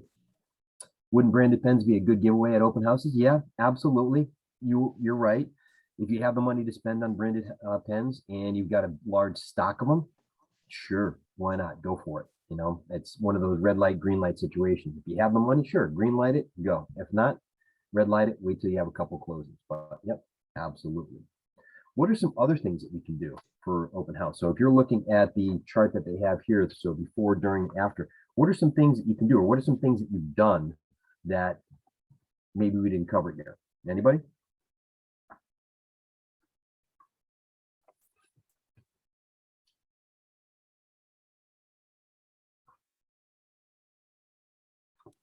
Okay, I'll talk. You know me. Yeah. You don't have to do that. So I know, but I love it. So I love open houses because I love talking to people. And I always put out, Staples has those clear plastic upright things, and you can put like your MLS listing in there so that, if somebody wants to do a quick look, they can look at it. But also I print out MLS listings just so that people's agents, if they don't have a copy, can grab it. Clients can grab it. You have your cards out.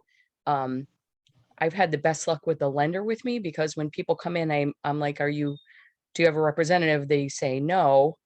You say, okay, have you started the process? Like, have you talked to a lender?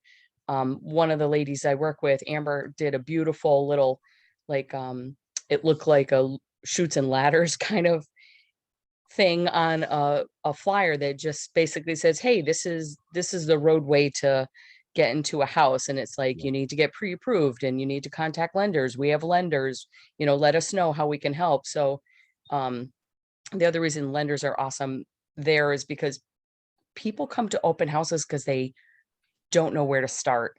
And you can show them your value Yeah. and you can show them all the things that you can do to help them reach their goals. Mhm. But lenders are a big part of that in the beginning and throughout the process. So to have them with you is super helpful. Definitely. Absolutely. Absolutely.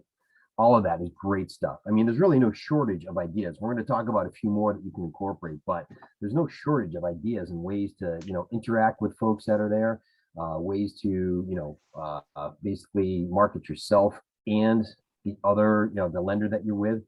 Even if there's two agents, two of you, sit there, put both of your pictures on the flyer, contact information. So what, you're here for the benefit of both of you here, right? It's a great experience. It's the kind of thing that you want to make sure that you basically, try to get as many people in there as possible. I remember one of the first open houses that I did when I first got to KW. It was a refurbished condo. And luckily I had another agent there with me. And we had in 1 hour, we had 18 families that had come through, and it ended up being close to 50 different people between 2 hours. And it was just, and in a condo, 2-story condo, it's just, a madhouse. But that's what you want. You want to have all of those people there so they can see the value, and then it becomes a bidding war and you're organically driving up the price. Right? Somebody said that Ben put in there, you have a link tree, a link to a QR code. Yep, QR codes are good. Absolutely.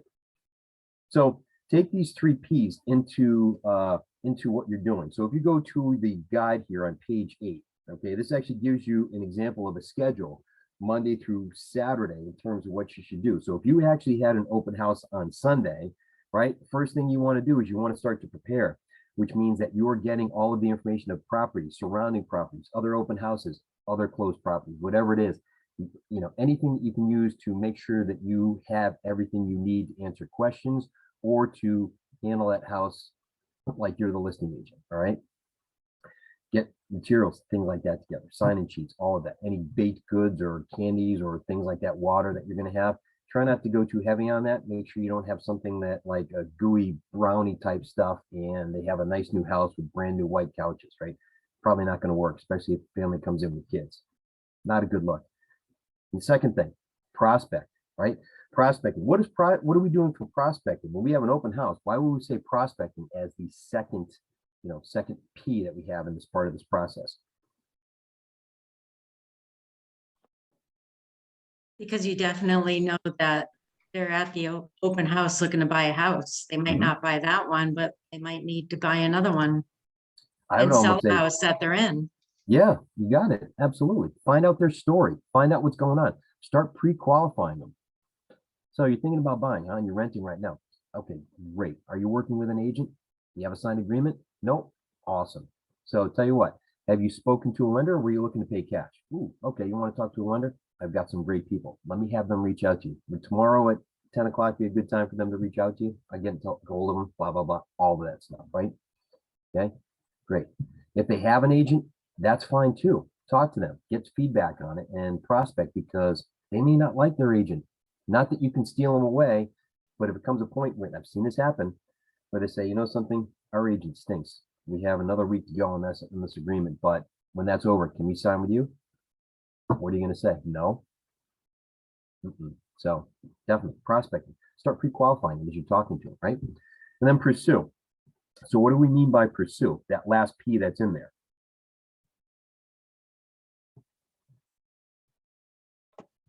Follow up. Follow. What type of follow? What can we do in command that's really going to make it easy for us? Smart plan. Smart plan, right? They call it a smart plan for a reason. Hey, let command do the work for you. If command tells you today you got to follow up with the folks from the open house on Sunday, do it. You don't have to think about it. You don't have to sit there and say, in your notebook, you've got all those scratch notes everywhere and the yellow stickies and everything. No, organize it. Let command tell you what to do, right? Okay. And if we take that and we put it into what they have here on page 8, okay? This gives you an idea of how to set this out. So we take these 3 P's. So on Monday, select your open house location and the time. Volunteer to host an open house for someone in your market center, right? Go into your MLS, find your firm's listings that are out there and find out if there's one near you that's been on the market for a little while, and call the agent, say, hey, can I do an open house this weekend? Sure, why not? Absolutely, right? Tuesday, post online, generate a call list, call 25 neighbors. Let people in your database know. Let everybody know. Share the post with them on the open house and tell them, say, hey, listen, I need you to share this with as many people as you know, because not only are you sharing it with everybody in your database, now it's compounding, it's getting out to everybody, right? Wednesday, post online again, install the KW mobile search app on your phone, put a sign in the yard, right? Okay. Thursday, post online again, invite your database, return yard call signs, email property-based internet leads, okay? Anything and everything. You're preparing, you're putting stuff together. So we got preparing when we're there. Okay, we're going to be prospecting, but even on Saturday, right? Going online, placing the directional signs, door knocking the neighborhood. That's the thing that you want to do. If we go to the next page, right? Here's a great way for you to plan it out. All right, make copies of this. And every time you have an open house, you talk to somebody on a Monday, you get squared away with what the property is, or maybe you have your own property and be like, okay, here's where I'm going. Every single day I'm doing something for this open house. I'm going to make sure I get 100 people in that open house, right? And if you look at page 10, all right, questions to ask when you're there, all right, prospecting, all right, promote and hosting the open house. So you're building rapport, you're qualifying leads like we just talked about here, all right? So if we talk about probing questions, I gave you some of them that are there, but what sort of things can we ask them? What sort of things can we actually find out from them that are going to help us to help them? Help me, help you, right? What can we ask?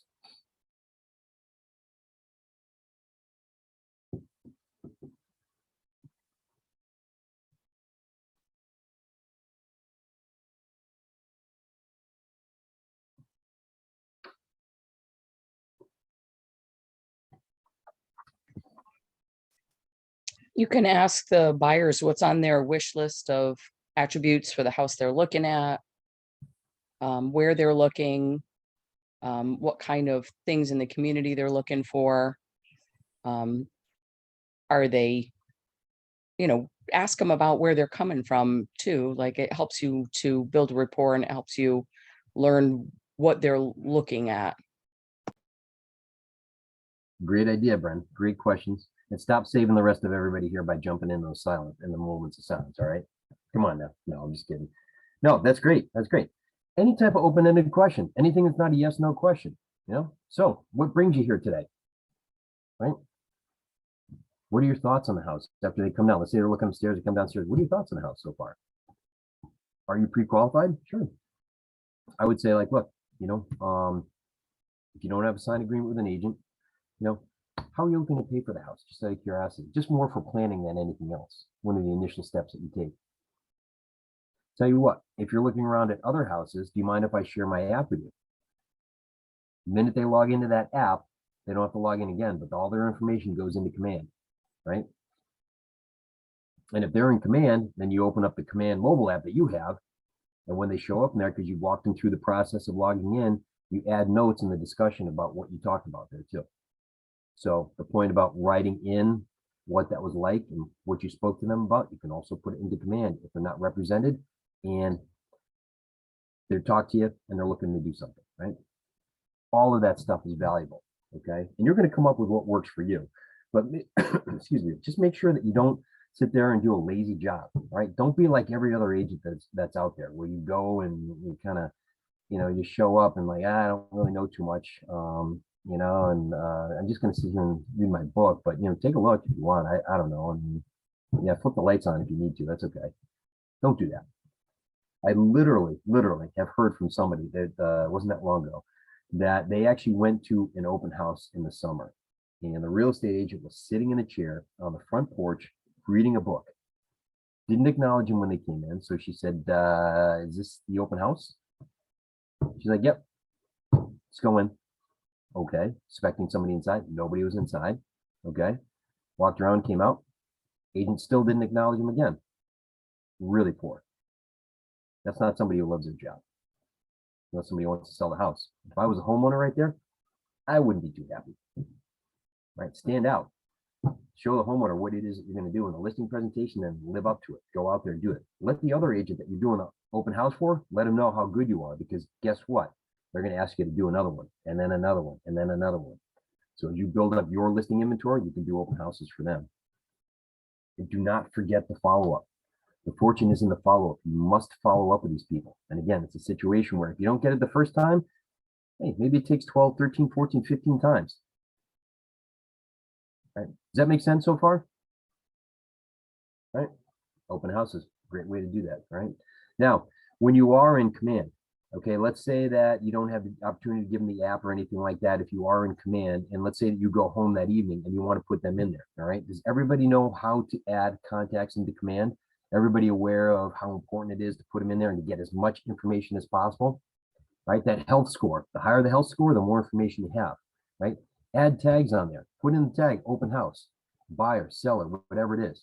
Start to really kind of classify them so that you have an idea of how you know these people, what they're looking for, and how you can help them, right? And if they happen to be a Pats fan, say, hey, what'd you think of the game, right? Sorry you're a Pats fan, but what'd you think of the game? I know that was bad. We're dealing with New England, but it is what it is.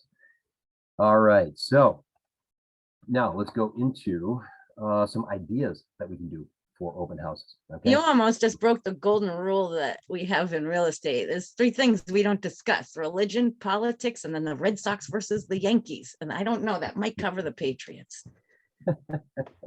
Well, I'm a New York fan, so I live in Connecticut. I'm a New York fan, so I'll throw that around. I basically, I think that as a Giants fan, got to have leverage over the Patriots, but it is what it is. So yeah, you're right. You don't talk that, but hey, we're in good company here, right? At least at one point, I thought everybody. I use that in my listing presentations. There you go. Well, the good thing about that too is that if you're walking around the house and you're getting to know people as part of maybe the listing appointment, you go there, you walk around the house, find some commonalities, find some ways to build rapport with them, right? If they say like, oh, so you're a Pats fan too, huh? If you're a Pats fan, absolutely. Or if they've been to a place. That's a great question I struggle with. What do you do when you get to the house and you walk around and it's stuff you don't relate with at all and you feel like, uh-oh? How do you handle that? Just you'll find something. I mean, there's going to be something there, and you start getting inquisitive. Hey, I see that you got a sign there for I don't know, some sort of music festival and stuff like that. It's like, where was that? What was that all about? What kind of bands go there? Something. You see pictures, just start asking about it. People, again, love to talk about themselves, Get them to open up, right? Show some interest in what it is that they're there. Be curious, right?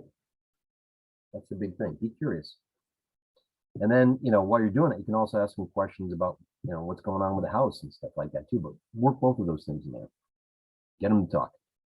That's my tip, unless somebody else says something different.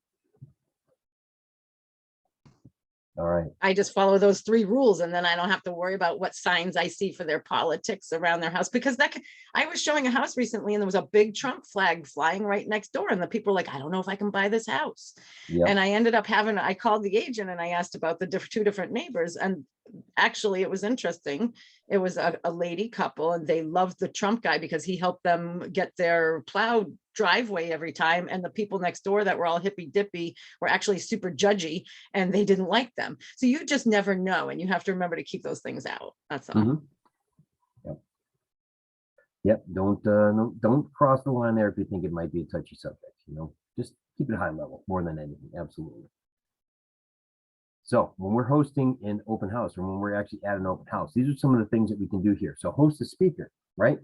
So what does that mean? Host a speaker. What can we do? We kind of got a little bit of that with a lender, but what can we do with hosting a speaker, like a guest speaker? What does that look like? Who else can we bring? Let's put it that way. Who else can we bring? You could bring a lender or a real estate attorney. Mm-hmm. How about a contractor? How about an inspector? Anybody who's involved in the process, or anybody that you think might be worthwhile as help for that. Absolutely. How about offering a gift or an interactive game? We touched a little bit on that, right? Okay, we can do a raffle, we can do a scavenger hunt. We can say maybe create a kind of a map around the house, and when they get to the end, maybe there's something there for them. Maybe it's a branded pen or something like that, or something along those lines. But make it interactive. Make it something that, you know, is worthwhile to them, makes stand out. How many times have we ever gone to an open house and you walk through and there's just nothing there? There's no pizzazz, there's no energy, there's nothing there. There's nothing that makes it unique, right? Make it something that you remember yourself by, something that they walk away and be like, okay, that was good. I remember that house. Yeah, because that was the agent that did this.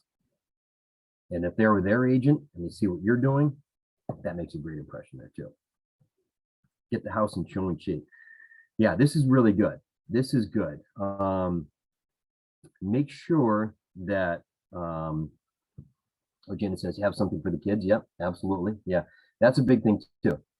If you've got screaming kids and they don't want to be there because they're being dragged around by their parents, all right? And if you have lollipops and you ask the parents, hey, would this help the situation? And they say, yes. There you go. Absolutely. Something for the kids. That's good. Getting the house in showing shape. Make sure that it is something that, you know, you definitely, the house is presentable, right? Don't go in or walk, you know, walk in and find pizza boxes everywhere and a bed not made and all these other things. Let your clients know, okay? Get the house in showing shape. If they're not able to do it, make sure you get there early and you do it. I've seen plenty of agents do that. I have had to do that in a couple of instances, all right? But make sure it's in showing shape. You want that house to be the best it can be at that point in time, right? Get rid of the clutter. I actually had a home where I'll never forget this. The house is on the market for a while. It was one of those more difficult markets. And every time that we had an open house, every Sunday, the woman would purposely bake cookies. Now you've all heard that, right? You bake cookies and the house smells like baked cookies. Oh my God, that was, I always loved doing that open house because I knew she had cookies. She'd making cookies and she'd leave them out there. And it was the best thing. And we had people that would come a couple weeks in a row just for the cookies. They knew the house, they didn't want the house. But they came to the open house and like, yeah, you have cookies. Nobody else has that. It's a great feature, nice way to do it. Burning a candle, right? Just make sure you don't leave at the end if nobody's there and leave the candle burning, right? Stuff like that. How about go live? Go live. Now this is a good one, right? This is a really good one. Facebook Live, do a recording, whatever it is. I've seen plenty of people do it. You know, you're in the middle of a blizzard and you're like, hey, we're still having our open house here at 123 Main Street. Come on down, you know, or you walk through the house real quick and say, hey, you got to come see this house. Take a look at all this. You know, be here from 1 to 3 today. Whatever you can to kind of spark that interest and let everybody know that, yes, it's happening. It's here. This is the place to be, right? That's what you want to do, all right? Anything you can do at that point, all right? Good. All right. Actually, we got a couple of things here. So Amy says, if you're a new agent going to open houses, is it taboo to start conversations? Is that stepping on the toes of the agent hosting the open house? Well, here's the thing. If you go to another agent's open house, you just got to be respectful of that agent. You know, if somebody's asking you questions, sure, you can answer them. But like technically, those people there are, you know, yeah, they're not the clients of that agent, but that agent's hosting that open house for a purpose, right? Just like you wouldn't want it done to you, wouldn't do it to them. If you're going in, you want to introduce yourself as another agent, that's great. But I would stay away from doing that unless somebody asks you a question, the other agent's not around. If you're working with a fellow KW agent, let's say you're shadowing somebody on an open house, then absolutely, you know, ask questions, engage in conversation. Don't just leave it up to the other agent. Then, you know, find out from the agent when you're shadowing them, you know, how they have conversations. Watch them, see how they do it, and say, listen, do you mind if I actually talk to folks or answer questions? And like, yeah, sure, absolutely. All right, okay. All right, so Liza, it looks like she has to leave early. Okay, good. All right. Any questions on this so far? Any questions up to this point? Anything? No? All right, good. All right, so we're going in on our last one that we're going to highlight here for prospecting social media. It's actually, let's see here, it is 10:58. So before we dive into that, let's take a quick 5-minute break. Okay, and let's be back here. Well, it's 10:59 now, so let's say 11:04. Let's come back, give everybody a chance to refresh a minute, and then we'll go into social media, and then what we're going to select as our prospecting opportunities. All right, everybody good? Sounds good. Thank you. Perfect. We'll see you at 11:04 then.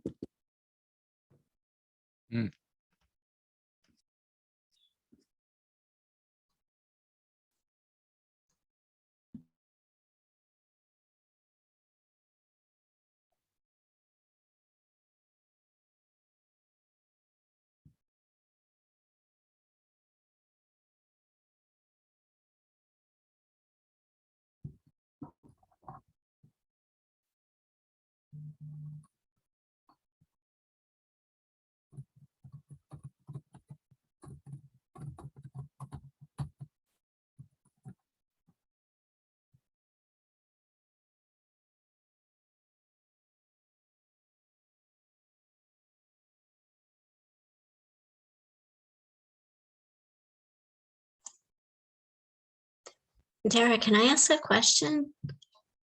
No, we're not taking in. No, I'm just kidding. Yeah, of course you can. Sure, absolutely. Well, I was just kind of intrigued by the Facebook video post that you were talking about. Like, how long of a video would that really be? Because if you're walking around the house, it could take a little while.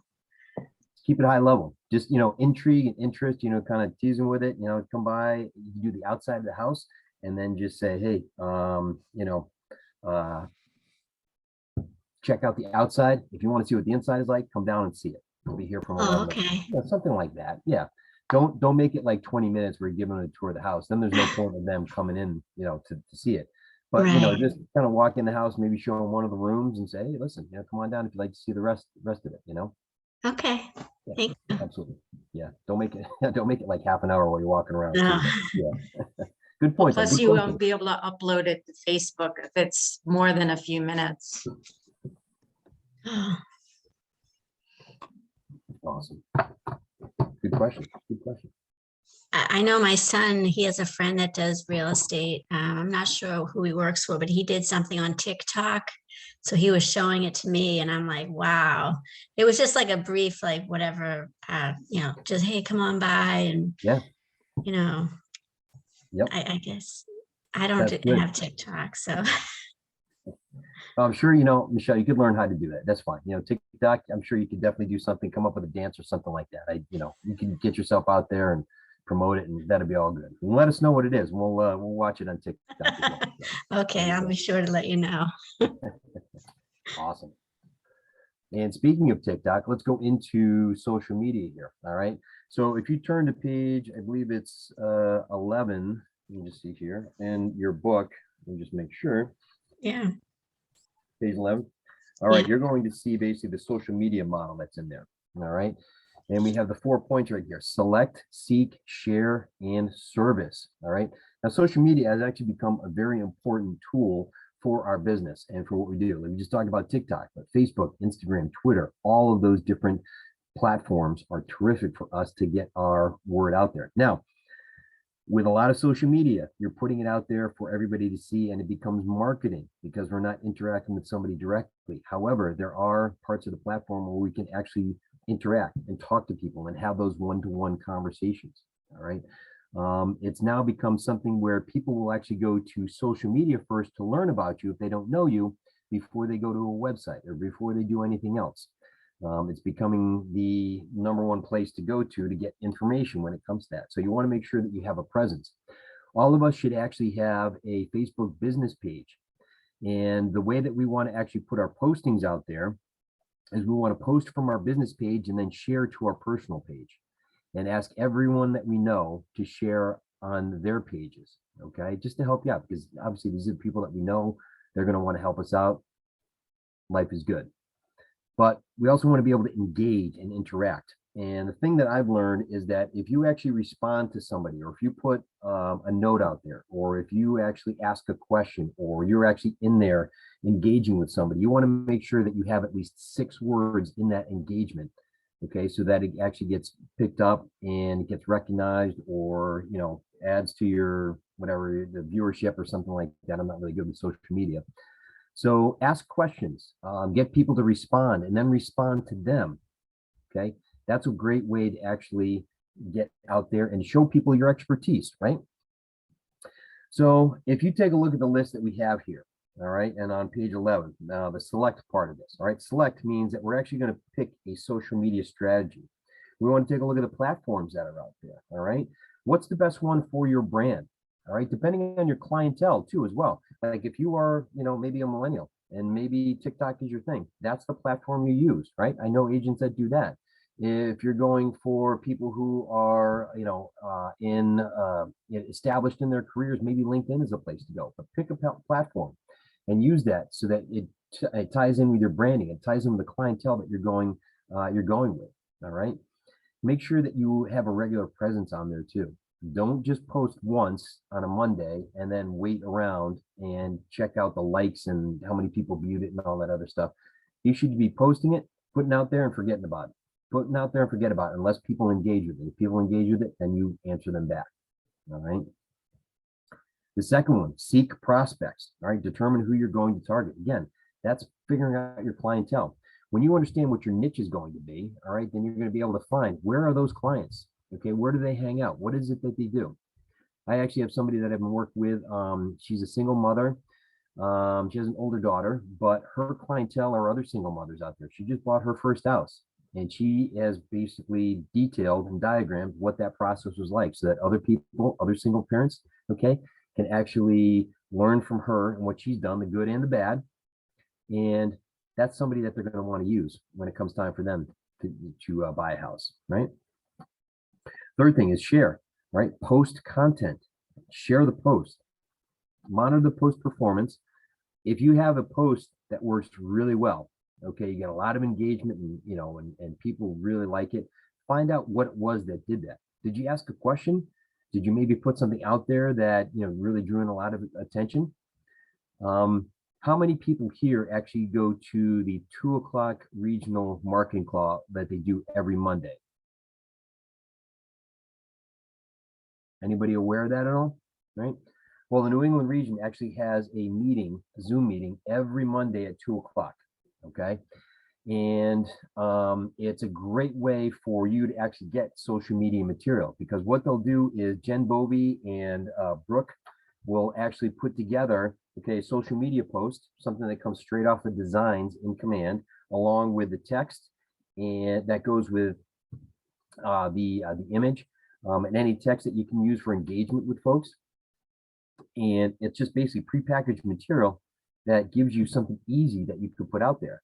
All right, and ask the folks that are in your sphere of influence to actually maybe answer a question or to say what they like or don't like, things like that. It gets people to notice your posts, gets them, again, engagement, and that's what you want. Is you want people to see things from you on a regular basis. You want to get to the point where if you don't put things out, people are reaching out to you saying, "Hey, what's the deal? I thought you were putting something out this week, or something. You usually put something out on Wednesdays. It's like a Win Wednesday. What do you put out? A motivational Monday, or freebie Friday, or something like that. Whatever it is, small business Saturday, right? I know people do that as well. That's the kind of thing. When you get to the point where you're regular and you don't do it, people are going to ask you about it. That's when you know that you actually really have built up your tribe, your following, those people that would pretty much recommend you to anyone they know, right? And that comes to number 4, servicing, right? Communicating with people who interact with the post, right? Taking those contacts. If there's anybody that connects with you and, basically connects you on LinkedIn or Facebook or anything like that, put them into Command, right?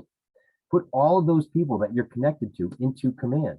And again, it doesn't matter, right? If they're in the same state as us or if they're somewhere else, put them in there. You actually have information. You can put in their Facebook link, their Facebook profile, their LinkedIn profile, whatever it is, Instagram, Twitter, all of that stuff, okay? Those are the things that you're going to want to add and you're going to want to put in and make sure that you've got that information, because again, you're building your sphere of influence. You're in your database. You want to reach out to them as many different ways as possible, right? It says respond to inquiries, acknowledge reactions, send private follow-up messages. Again, one-to-one interaction, one-to-one conversations. We're reaching out to them. We're being proactive, okay? Ask for business, ask for appointments. If they're hinting that they're looking to do something, take advantage of that. Talk to them, right? Sit there and say, like, okay, you've mentioned that you're possibly looking to buy because you're renting right now. Tell me more about that. What's your timeline look like? What's your budget? What do you think that's going to be? Who do you need to talk to? Lender? All of that stuff, right? Talk to them. Explain. Go over things. Is that good? Everybody got that so far? No questions or anything? You guys probably know more about social media than I do, so that's you guys could probably teach me. All right. Christmas lights, yes. Brenda puts out there that's Christmas lights. And Brenda, do you want to talk about that? Your post on all the local houses with Christmas lights and what that did for you? Sure. This was a huge success. So Wow. everybody use it next year. It was fun. The local, I'm in northeastern Connecticut, and the local towns all had put up a map of local people that decorated their houses with Christmas lights. And it was, COVID safe, and people could stay in their car and drive through and check it out. So what I did is I just consolidated it into one post on my Facebook, and I tagged all the towns involved, and I had over 11,000, almost 12,000 likes, and about 120 people shared my post, and it was on my Keller Williams Facebook. So that's what got shared to all these people's Facebook. It was my Keller Williams, and I had a few people reach out to me as a real estate agent from it. So it was a win-win as far as I'm concerned, and it was easy and free. Exactly. Hey, Brenda.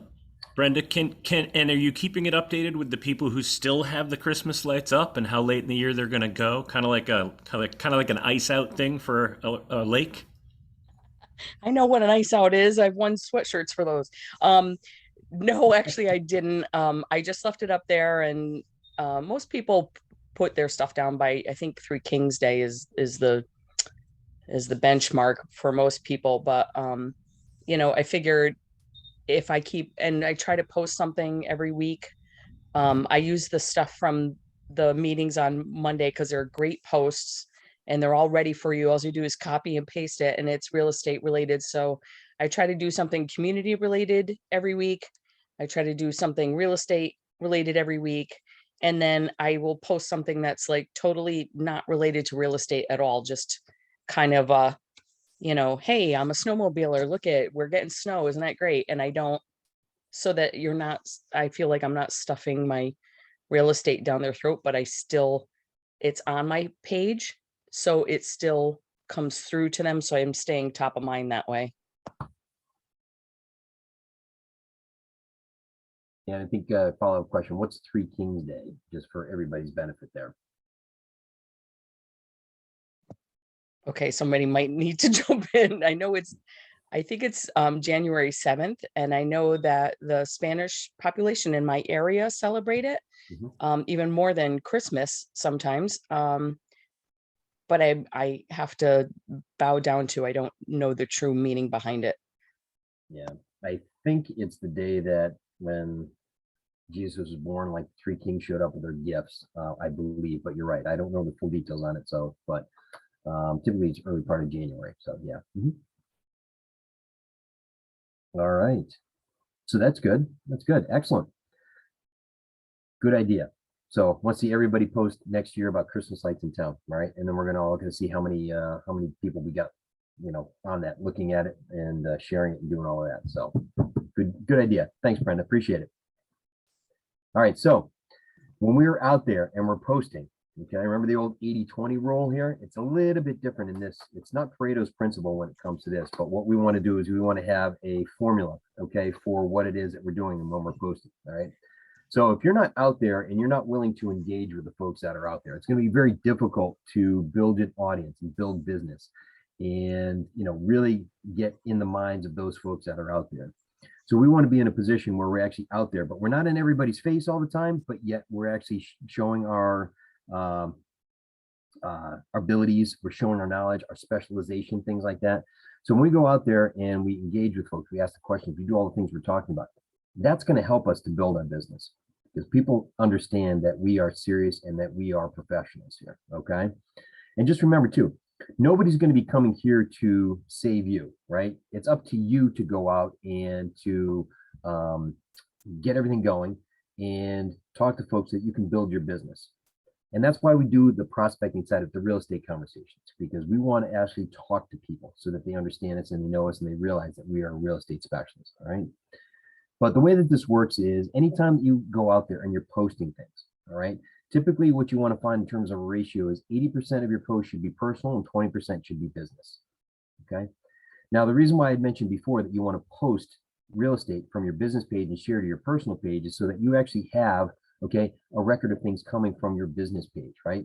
And you may not have a big following because we start with our personal page and we get a big following. Now we got to put a business page in there and we may not have a lot of people that are in there. So what we want to do is we want to make sure that we're sharing that to our personal page so that everybody else can see it. But the rule of thumb is typically 20% business postings, 80% personal. Now, again, that's going to kind of ebb and flow. It all depends on what sort of client base that you build up there too. I always like to tell people that, like in the beginning, post 3 times a week and see what happens, right? There are people who post every single day. I was talking to an agent yesterday. She posts every single day and she does some really creative stuff. She puts herself in these pictures. She cuts herself out, puts herself in pictures, highlights, closings, and things like. She's always got something every single day. Now, maybe too much for you. It all depends. Kind of read the room, know what your client base is into and what they interact with, right? But we want to basically post out there so that we can understand what it is that our client base is looking for. What is it that interests them? What is it that attracts them? What is it that gets us to actually have those conversations with them? And you're going to learn that over time. Like I said, keep track of what you put out there and how much interaction you have with the folks who basically are looking at it, right? You're trying to basically come down to what is your tribe? What is your following? What are the people that are going to support you the most? And how can I target them? What can I do that's useful? How can I come from contribution? Okay. Does that make sense? All right, as a rule of thumb. All right, perfect. Any questions on that part at all? No? Okay, so we've covered pretty much 4 different ways of prospecting. We've kind of done a deep dive into it. Now we want to do is say, okay, what are we going to do? All right, we've heard 4 different, random prospecting or real estate conversation type activities, but what are we going to do? And how are we going to develop our plan? All right. So typically, and I mentioned this before, you're going to find that there's anywhere from 3 to 5 activities, okay, that are going to be pretty much your bread and butter. Those are going to be the things that really are the ones that you use on a regular basis. Okay, these are the things that are going to primarily drive your business. Every now and again, let's say you have 3 of them, and every now and again you can throw a 4th one in. That's a random thing. Like if you have a client event, let's say you get a client, most of your clients like to bowl. So then you have a client appreciation event and you do that maybe once a year. Okay, maybe that's the random thing that comes up. Maybe they're into axe throwing, right? Maybe they're into javelin catching, something like that, right? So you can help them out with that. Okay, different things that are going to help you to basically, number one, stay in contact with your existing folks, or maybe add new folks to your database. Okay, and you'll see right here that, pretty much if you take a look at it, the majority of folks that are out there, okay, you take a look at it, that's about 58% of the first 2 columns that you have there. All right, that's the primary 2 lead sources. All right, and this should be something that involves us following up with the folks that are in there. All right, you take a look at it, I think based on the percentages there, you don't have them on here, but I've got them in mind. Like the number 1 method is about 38% on average, and number 2 is 20%, so that's 58%. All right, so almost 2/3 of your business is going to come from 2 primary sources. And one of them should be follow up in some way, shape, or form with the database. And other ones could be, how do I add new people? I should have a target every week of 2, 3, 5, 10 people I want to add every single week. All right. And then if you added up top 5 here, top 5 ends up being about 90% of basically the ways that you're going to get business. So it doesn't have to be exotic, and it doesn't have to be, all these different things where you've got multiple plans that are going on. We just want to focus on anywhere from 3 to 5 activities that are going to help us do that. All right. So if you take a look on, there's a survey that KW Research had done, and they basically said the top lead generation sources for millionaire real estates were in this order. Okay. Number 1, referrals. This is why our database is so important. These are people that know us and trust us, and they're going to refer business to us. If you take a look at it, all right, typically 6% of your database are people that are going to do a real estate transaction in the next 12 months, in the next year. So that means if you had 100 people in there, you already have 6 people that are raising their hand saying, okay, we're going to do something in the next 12 months. 10% of your database knows somebody who's going to do something in the next 12 months. All right. So if you had 100 people, now you've got another 10 people who know somebody who's going to do something. That's where the referral comes in. So you have, out of 100 people, you have 16 people that could potentially be transactions for you. And think about this, if you had 1,000 people, that's 160 people now. So the bigger our database, all right, the more people that we know, the more that business we're going to do with them, but the more referrals. The referrals are the key thing. And you're going to get to the point now, and maybe I should click off the recording at this point, but you're going to get to the point where your database is going to be like 1,000 people, or maybe even 700, 800 people. And you're going to get so much repeat business that, so you don't have to lead generate. You didn't hear that from me, but okay. You're going to get to the point where you're going to get a lot of business that rolls off it. You're going to have a dedicated clientele, your tribe, okay, that's going to give you that consistent business, and they're going to refer business to you. I have plenty of people that I've talked to that have been in this business 7, 8, 10 years, okay, and all they do is their database. That's all it is. And they don't have a large database, 6, 7, 800 people. One guy I was talking to, he's got 700 people, and he says it's, I don't know, somewhere around 40 people that give him repeat business. He's a full-time agent. That's how he survives. 40 people in his database that are dedicated people to his tribe, right? So that's why referrals is number one. All right. Second one, sphere of influence. Okay. And again, these don't match up with the numbers that you see here. All right. These are just basically, the top sources of business, right? Second one, sphere of influence. Okay. Non-referral. Those are direct clients. All right. Those are people, like I said, part of your tribe. The third one is repeat business. So when we talked about before, day after a closing with a client, you are still staying in touch with them. You are still contacting, you're still sending them things. The transaction doesn't end. Every single person will do on average 7 real estate transactions in their lifetime. Not every agent, we're talking every person. So everybody that's walking around has a number between 1 and 7 hovering over their head, and you have to determine where they are in that process and when you can help them and where they are in the cycle, right? So go out there and help somebody, continue to talk to them, continue to communicate with them, all right? Now, the fourth thing, okay, this is interesting. The fourth thing is purchased leads, okay? So for a millionaire real estate agent, the fourth source of their business is purchased leads. It's not the first, it's not the second, it's not the third, it's the fourth, meaning that it's a very small percentage of what they do. Now, that could be for any number of reasons. Either they're supplementing the business that they have, maybe they have a team, so they're supplementing their agents. But for everybody that thinks that you've got to go out and buy leads right off the bat, don't do it. Don't do it. Cultivate, build that wall around your sphere of influence and the people that are there. Because if you focus on the people that you don't know and you're working hard to get them to know you and trust you, the people that are in your sphere of influence are working with somebody else. And when you make that call saying like, hey, I haven't talked to you about 6 months. I'm a local real estate specialist with Keller Williams now. Oh, really? I wish you'd call me last week. I just signed with so-and-so over here at the other place. Okay.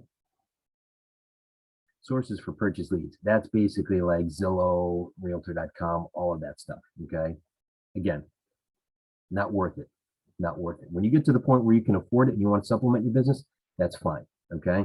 But the way things are now, there's so many people that are also involved in that it's diluting the quality of the leads that are coming in. There are some people who are having success with it.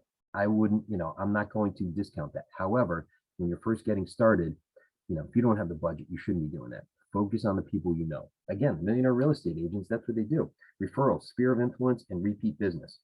Top 3 things. All right. Okay. Now, when you're going through and you're developing your action plan and what it is that's where business is coming from, what you want to do is you want to make sure that you are following, okay, each of the things that you're doing. So if you write down in your plan that you're going to call 30 people in your database, you're going to text 20 people in your database, you're going to call 10 expireds, all right, and you're going to host 2 open houses, let's say, whatever, they're coming up with that plan, right? At the end of each week, you want to take a look at it and say like, okay, did any of these things help me to accomplish my goal? Now, it may be too early to tell that, but try it for a month and see what happens. What's your return on the time investment in that activity? Because it could be one of 2 things. Either the activity isn't correct, okay? So either the activity isn't right, which Kirsten just asked a question, which I'm going to get to in a second. Or the second thing is maybe I don't have the skill set for it. So talking to your database, that's casual. We can do that. Yep, that's fine. That's a good activity. You can get business from that. That's good. All right. What about talking to expireds? All right. Let's say that I called 732 expired, and I didn't get anywhere. I had conversations, didn't get anywhere. That's more of a skill set. Maybe I didn't have the right skill set. Maybe I didn't know the right scripts for it. Okay. But it's going to be one of those two things. But I've got to evaluate that because I don't want to waste my time on something that is not going to pay off, at least at some point. So when Kirsten asked, what about shopping cart ads and local advertising like Suburban Shopper? Let me ask everybody here. How many of you right now, okay, if you weren't a real estate agent and you had to get a real estate agent, would you go and look at a newspaper or base your decision off of a shopping cart ad today in this environment? And I don't mean to pick on that, but what I'm saying is that, okay, something that may have worked 10 years ago, 15 years ago, 20 years ago, probably doesn't work. Okay. All right. Yeah, somebody older selling their home might. Yep, absolutely. That's a potential. But honestly, you're talking less than 1% of those transactions will come off it. So if you've got to sit here and spend $2,000 for a 3-month ad that's going to be in basically underneath the bottom of a little kid who's sitting in a shopping cart, right? If you get one transaction out of it, yeah, that's fine. But think about that though. Is that really going to be the difference maker there? Why don't we focus on the things that are probably basically, more direct, like reaching out to our sphere of influence. It's not costing us any money. Half the battle is won because they already know us. And chances are, if we already know that 6% are going to do something and 10% are going to refer something to us, why wouldn't we do that, right? A lot of people go by the shiny object. They like to go outside and talk to people they don't know. Problem is, you got businesses sitting right there. You want to take advantage of that, okay? Does that make sense? Okay. So people talk, if you turn to page 12 in your guide right there, okay, there's a couple of things to consider when you're doing this, all right?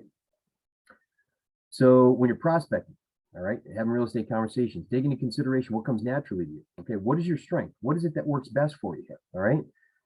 What are the things that you're really good at? If you're good at face-to-face, or if you're good at texting, do that. If you're good at Facebook, do that, all right? If you're not good at calling, if it's not natural, it's not genuine, all right, don't start with that. Maybe work your way up to that point, all right? And honestly, people say, well, work on your weaknesses, enhance your weaknesses. I say focus on your strengths, You can sit there working your weaknesses all day long, but if it's taking time away from you actually engaging and taking action, consistent action with your database, it's a waste of time. Just focus on your strengths and do that. Make it easy on yourself, right? Yeah, I like to say, get out of your comfort zone, okay? But if you know there's something that just doesn't sound like you, let's say that you're not good with Facebook Messenger and you reach out to your cousin and on Facebook Messenger and she's like, well, why are you, okay, it's great to hear from you, but why Facebook Messenger? You usually call me if something's going on. Okay, that's right. So what's worked well for me? What's worked well for me is essentially, sometimes I'll text people. Texting is big, because I know if they're at work, and a lot of this was, prior to COVID too, texting was good at telling, check them at the office and say, hey, listen, just thinking about things are going on. I noticed on Facebook, you guys just went on a trip to the Grand Canyon. How was it? Something like that. Face-to-face interaction is good with me. I'm very introverted, but I have no problem with talking to people face-to-face. You strike up the conversation, you ask the right questions. And again, that comes from learning scripts, right? Like I said before, if you're sitting there at a party and somebody says to you, hey, you're in real estate, how's the market? Depends, you a buyer or a seller? Right? Let's talk, let's engage. Why are you asking that question? So I've got people that I know that, I start to understand how they like to talk. There's some people that, you don't need to call them, you don't need to chat with them. They know you're there, and they respond well to the text. Everybody's going to find what works for them. LinkedIn is good for me because I have a lot of people that I used to work with that I'm always conversing with and talking to. I had lunch about a month ago with somebody who said, hey, I think I'm finally ready to look at investment property. Can you put me on some sort of report? And I said, absolutely. Here's my app. And oh, by the way, I'm going to put you an automated report in MLS, right? And we just connected, through LinkedIn. We hadn't talked in a while, just connected, and that's how it came out. So that's what's worked for me, right? The second part is think deeper about your strengths. What specific things have contributed to your success? What do you do well? What activities are giving you the most appointments, right? Again, that's our analysis. We do that each and every week. We want to take a look at it, say what's working. I don't want to wait here, 6 months from now. I have no business, and find out that the top two things that I was doing aren't benefiting me, right? I want to find out, you know, within a short period of time. That's week to week, every couple of weeks, a month, whatever it is. But I want to know what's working, what's not working. I want to focus in and do more of what's working, get rid of the stuff that's not. Right. And again, don't complicate this. 3 to 5 activities, something like that, right? And if you take a look at the list, okay, of things that are on here, all right? And if you go to page 13 in your guide, all right, this is just basically an example of something that you can do. So make a full list of lead sources, all right? And if you go back to the very first page, I think it was page 4 that we had in there. Let me just verify that. Yeah, page 4. Okay, there's a list of things that are in there. And make a list of all the things that you think that you could do. Make a list of all of them on there, all right? Just anything and everything. Start brainstorming. Start, you know, just throwing pen to paper and getting them all on there, right? If there are things that you know for sure that you won't do, okay, maybe that's something for down the road, right? Getting out of your comfort zone. But let's start off with our strengths first. Then let's order them, okay? What do we think is going to be the best one that we have here? What is going to be the one thing that's going to actually, you know, really be the best? Maybe social media. I would say calls to Sphere or connections to Sphere, real estate conversations with the Sphere. That's the biggest thing. That should be number one. And things after that should be, okay, how do I add new people to my database, right? Then let's come down with, okay, the top 5. What are the top 5 that are really going to be it? And what are the top 2 I'm going to focus all my time on? So now we've got our universe, we prioritize our universe, and now we've come up with a top 5. And keep this list, because if something's not working, all right, something's not working, replace it with one of the other things that's on there, right? So somebody said, what's the 19 to Connect newsletter? Just had somebody ask me to send them a newsletter yesterday. Okay, well, newsletter is different. There's a 19, you're going to hear 2 things. You're going to hear 36 touch and you're going to hear 19 to Connect, all right? Now, 36 touch means that we should have 36 touches to our database in a year. And that can come from multiple sources. You know, maybe we call them 4 times a year. Maybe we have a face-to-face event we invite them to. Maybe they're getting the neighborhood nurture from us once a month. So if we add up all of the times that they're actually hearing from us and seeing from us, it should be at least 36, maybe 3 times a month. Part of that's prospecting, where maybe every quarter we're texting or calling them directly, and everything else is an email from us, all right? Neighborhood nurture, something like that, an invite to a client event. They're going to see things on social media on the marketing side. They're going to see things from us. Now, granted, if we're posting things 3 to 5 times a week, all right, they're not going to see everything, but they're going to see enough to stay top of mind. Again, it's at 8 to 10 times, stay in front of them before it clicks, right? Now, 19 to Connect means that, okay, if there's somebody new, somebody we met at an open house that we really, you know, don't have a firm relationship with yet, all right?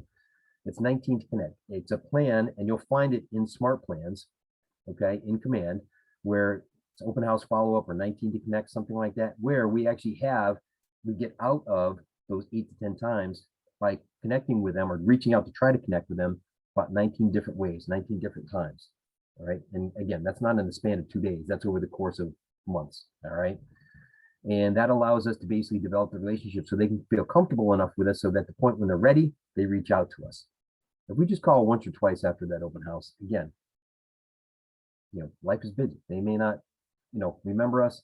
We've got to continue that process. Now, a newsletter, okay, you can put together a newsletter in Designs in Command. You may actually be part of a team that has newsletters, things like that. All of that is available. There's also magazines, quarterly magazines that Keller Williams puts together in the Designs area. There's a lot of templates that are in there that you can use, that you can tap into, that are really beneficial, okay? And those are the things that are going to help you out, where if you're looking for different ways to get the message out there, it's all in there. It's all in there, okay? Magazines, all of that stuff. Right? Everybody get that so far? Everybody good? Right?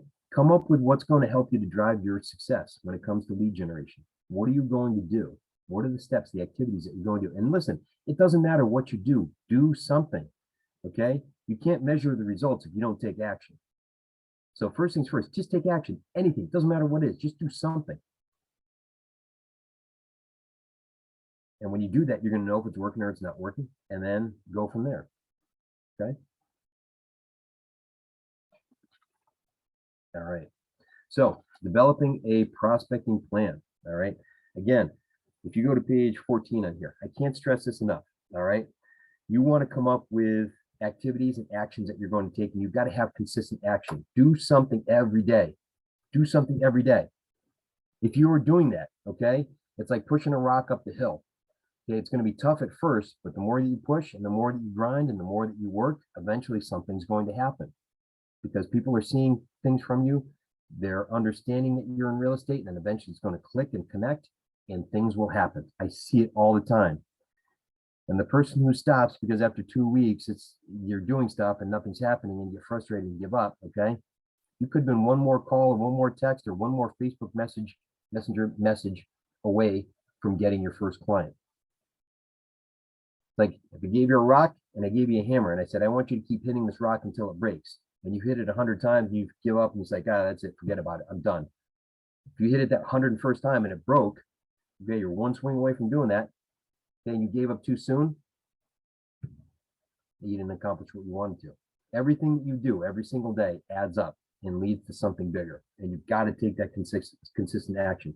So if you take a look at page 14, this is something that you want to do this weekend. You want to start developing your marketing, your prospecting plan, excuse me. These are the activities that you're going to take to reach out, the direct contact with folks, right? The real estate conversations, the one-to-one, take the action, all right? So if you look at part A, right, you take the list of prospecting methods that were on page 4, and you're going to list the top 3 that you're interested in focusing in, okay? You can do it from the page before if you want to, but come up with those activities that are there, right? Then in the second one, okay, you're going to take each one of these methods, all right, and you can list the pros and cons of them all. Now, that's great, okay, but again, we don't want analysis by paralysis. So if you're sitting here and you're wasting your time like, well, you know, this may happen if I do this, but then this could also happen if I do this. And I don't, no.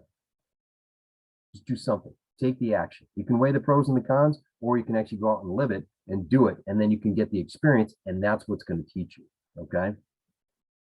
And then if you go to page 15, all right, you can further break down what it is you want to do. If there's one method in particular, you can break it down.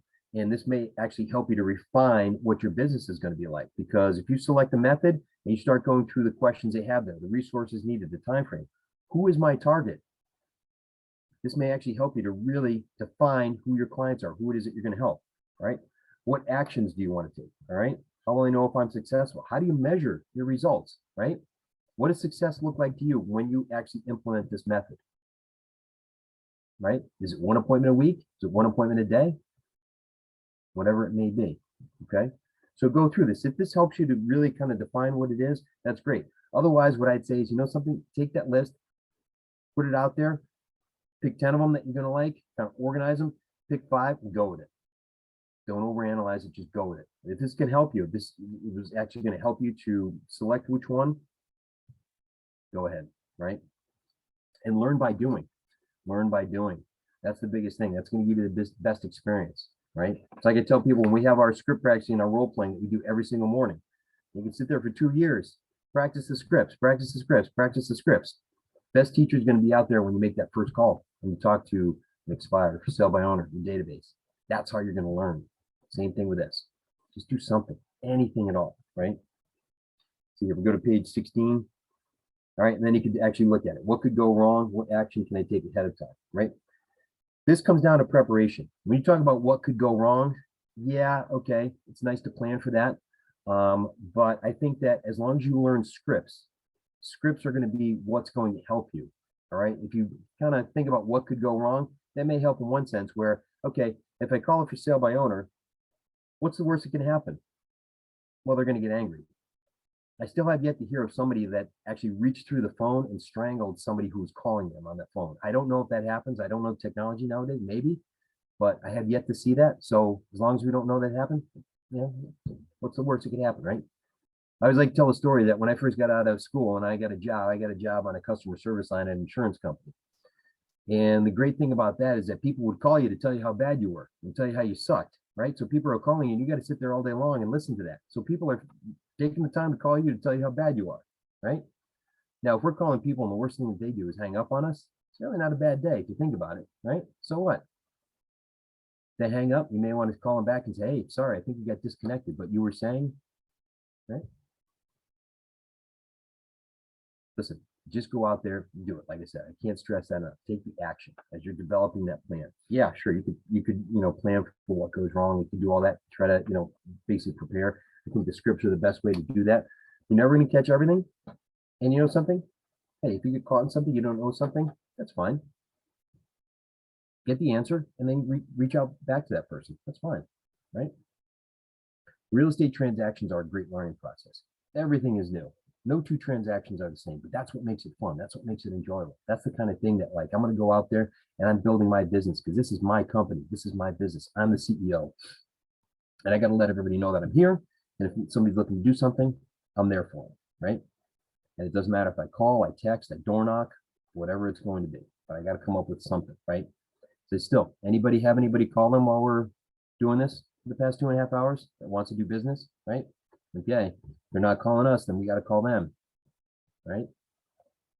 All right, so let's go into recap. All right, so our ahas, what sort of things are we taking away from here? What sort of action items are we coming up with at this point?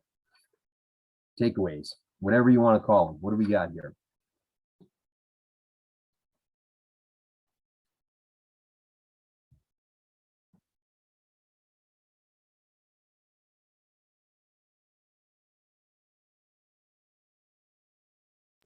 Do I get to talk? You're gonna save everybody again, huh, Brenda? I was prefer to sit here, Come on, I I've gotta been really quiet recently. yeah, okay, that's fine. Good. So okay. I really feel like my my hurdle is that I need to be consistent. I have to be consistent with the things that I have stuff in place to really be successful, and it works, and why I can't seem to, like, nail myself down to do the things that work all the time. So I have to do that to myself for sure. Okay. I hear you. What else? What other action items, takeaways, ahas, however you want to define it? What are we going to do? What is it that's going to propel us now into our real estate careers? Apparently, I didn't make that much of an impression then, if that's the case here. So, but let's hear what everybody has to say. Come on. I think for me, I have to try a little bit of everything to see what my niche is, and not be afraid to go out and do it. Just do it. Yep. See what works, like you said. Absolutely. Absolutely. Yep. That's good. And that's the thing too, is that if you're not sure, just do something. You'll know, and I've had people that have sit there and said, like, well, I stink at door knocking, but something, like, give it a try. And then they get 3 appointments and they're like, whoa, this is fun. This is actually pretty good. I didn't realize it. Well, sure, but you didn't do it before, right?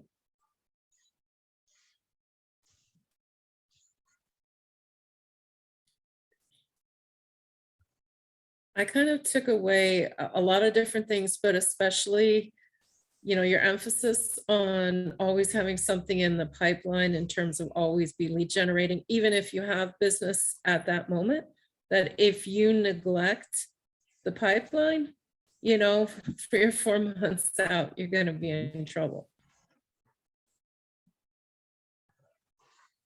Yeah, got to keep that pipeline full. Absolutely. Right. Let's see here. We got a couple of things in there. Let's see here. All right. Well, thank you for that note there, Caroline. I appreciate it. Stacey said, I like how you said, what is your return on your investment, figuring out what works. Absolutely. You're going to know. You're going to know. And here's the thing too, is make sure that you basically give yourself time for it. Let's say you do door knocking in -2-degree weather and nobody's answering, and you go to 15 houses and nobody's there. It's like, oh, forget about it. That's it. This sucks. I'm not doing that again. Right. Well, listen, try it again. Give yourself another month, see what happens. Right. But, if you do something and you realize that it's a skill set, then learn the skill set, improve on that if you think that's what it is, right? Manuel says, develop a plan and follow through, be authentic. A no equals no, yet stay persistent and consistent. Absolutely. Remember, no means not yet. And that's exactly what he had here. No means not yet. Absolutely. So All right, so my contact information, so when he wants me to post in there, I have my phone number here on the picture, but I will actually post that in here as well. I'll put that in there. Amy says, I like the idea of door knocking before an open house. I'm going to check my team leader, see if it's something I can do with her next week. Absolutely. All right. One of the things I like to let everybody know is that we do a role-playing script practice, and we usually do it at 8:15, but we're kind of seeing if that's too early, but invite anybody to actually listen in on that. That's a great way to actually get confidence and comfort in learning scripts, right? Next week, we're going to be doing Inspired. We have a weekly thing. If you do that in your own market center, jump in, listen, be a part of that. Get an accountability partner here, partner up with them and learn the scripts, all right?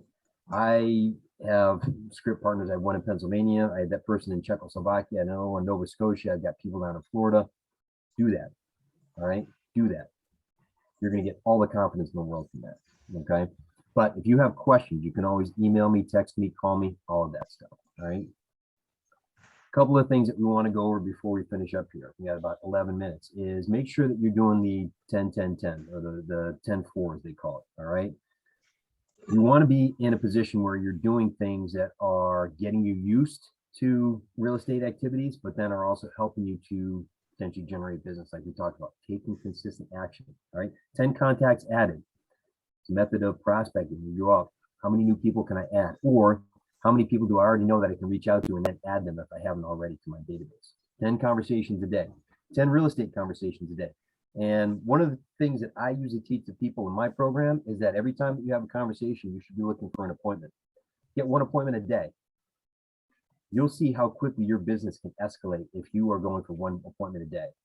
Because typically our goals at this stage will probably tell us we need maybe one appointment a week or one every 2 weeks. But if you're going for one a day and you end up with 2 or 3 in a week, you just doubled or tripled your chance of getting a paycheck within a short period of time, right? Right. 10 handwritten notes. This is good so that it gets you in the mindset of doing that personal service and reaching out to folks that you know, all right? And 10 home previews. Go to an open house, shadow an open house, find some unoccupied homes that you can go and tour and just get used to showing houses, right?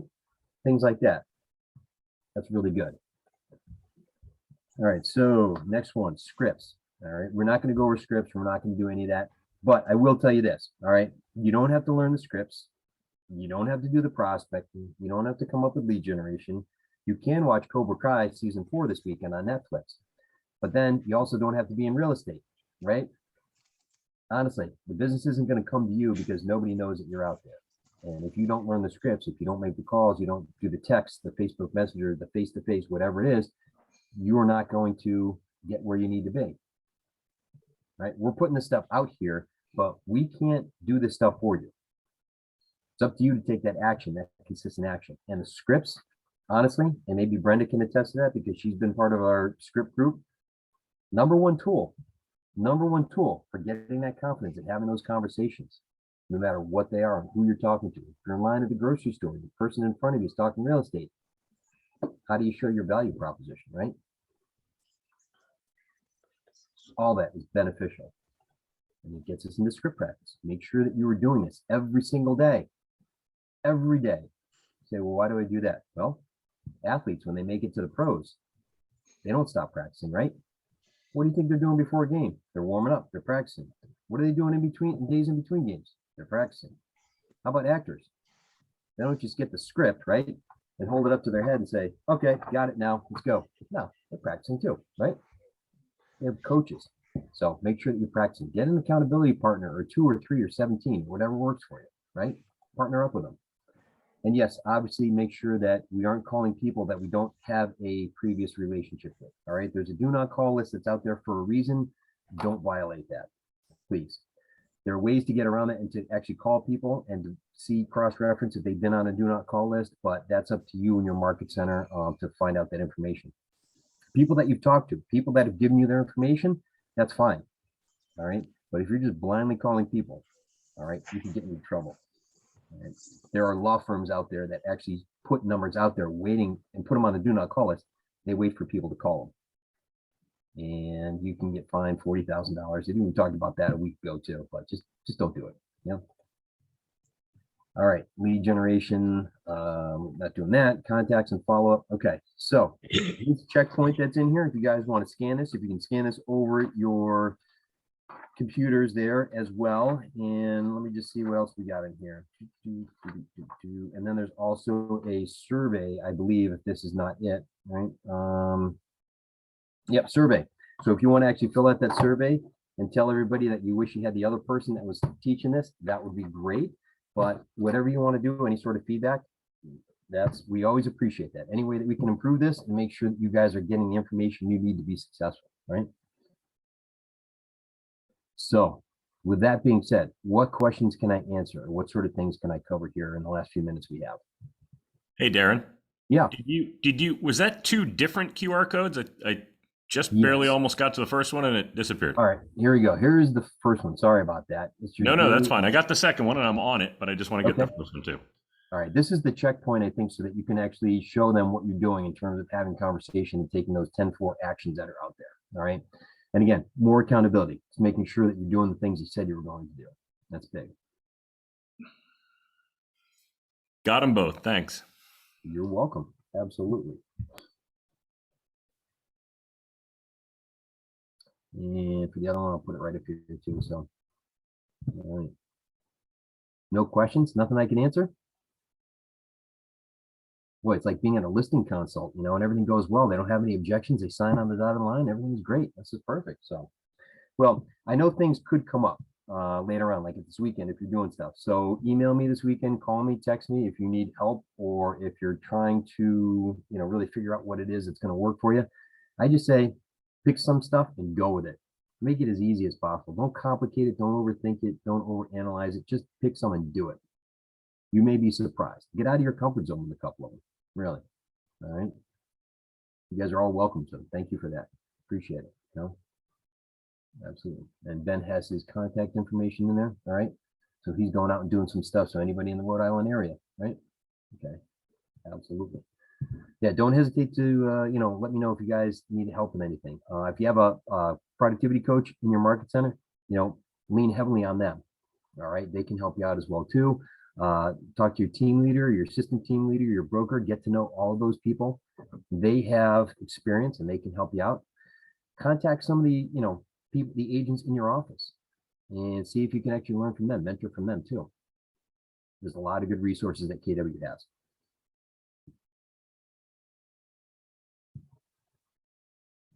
All right.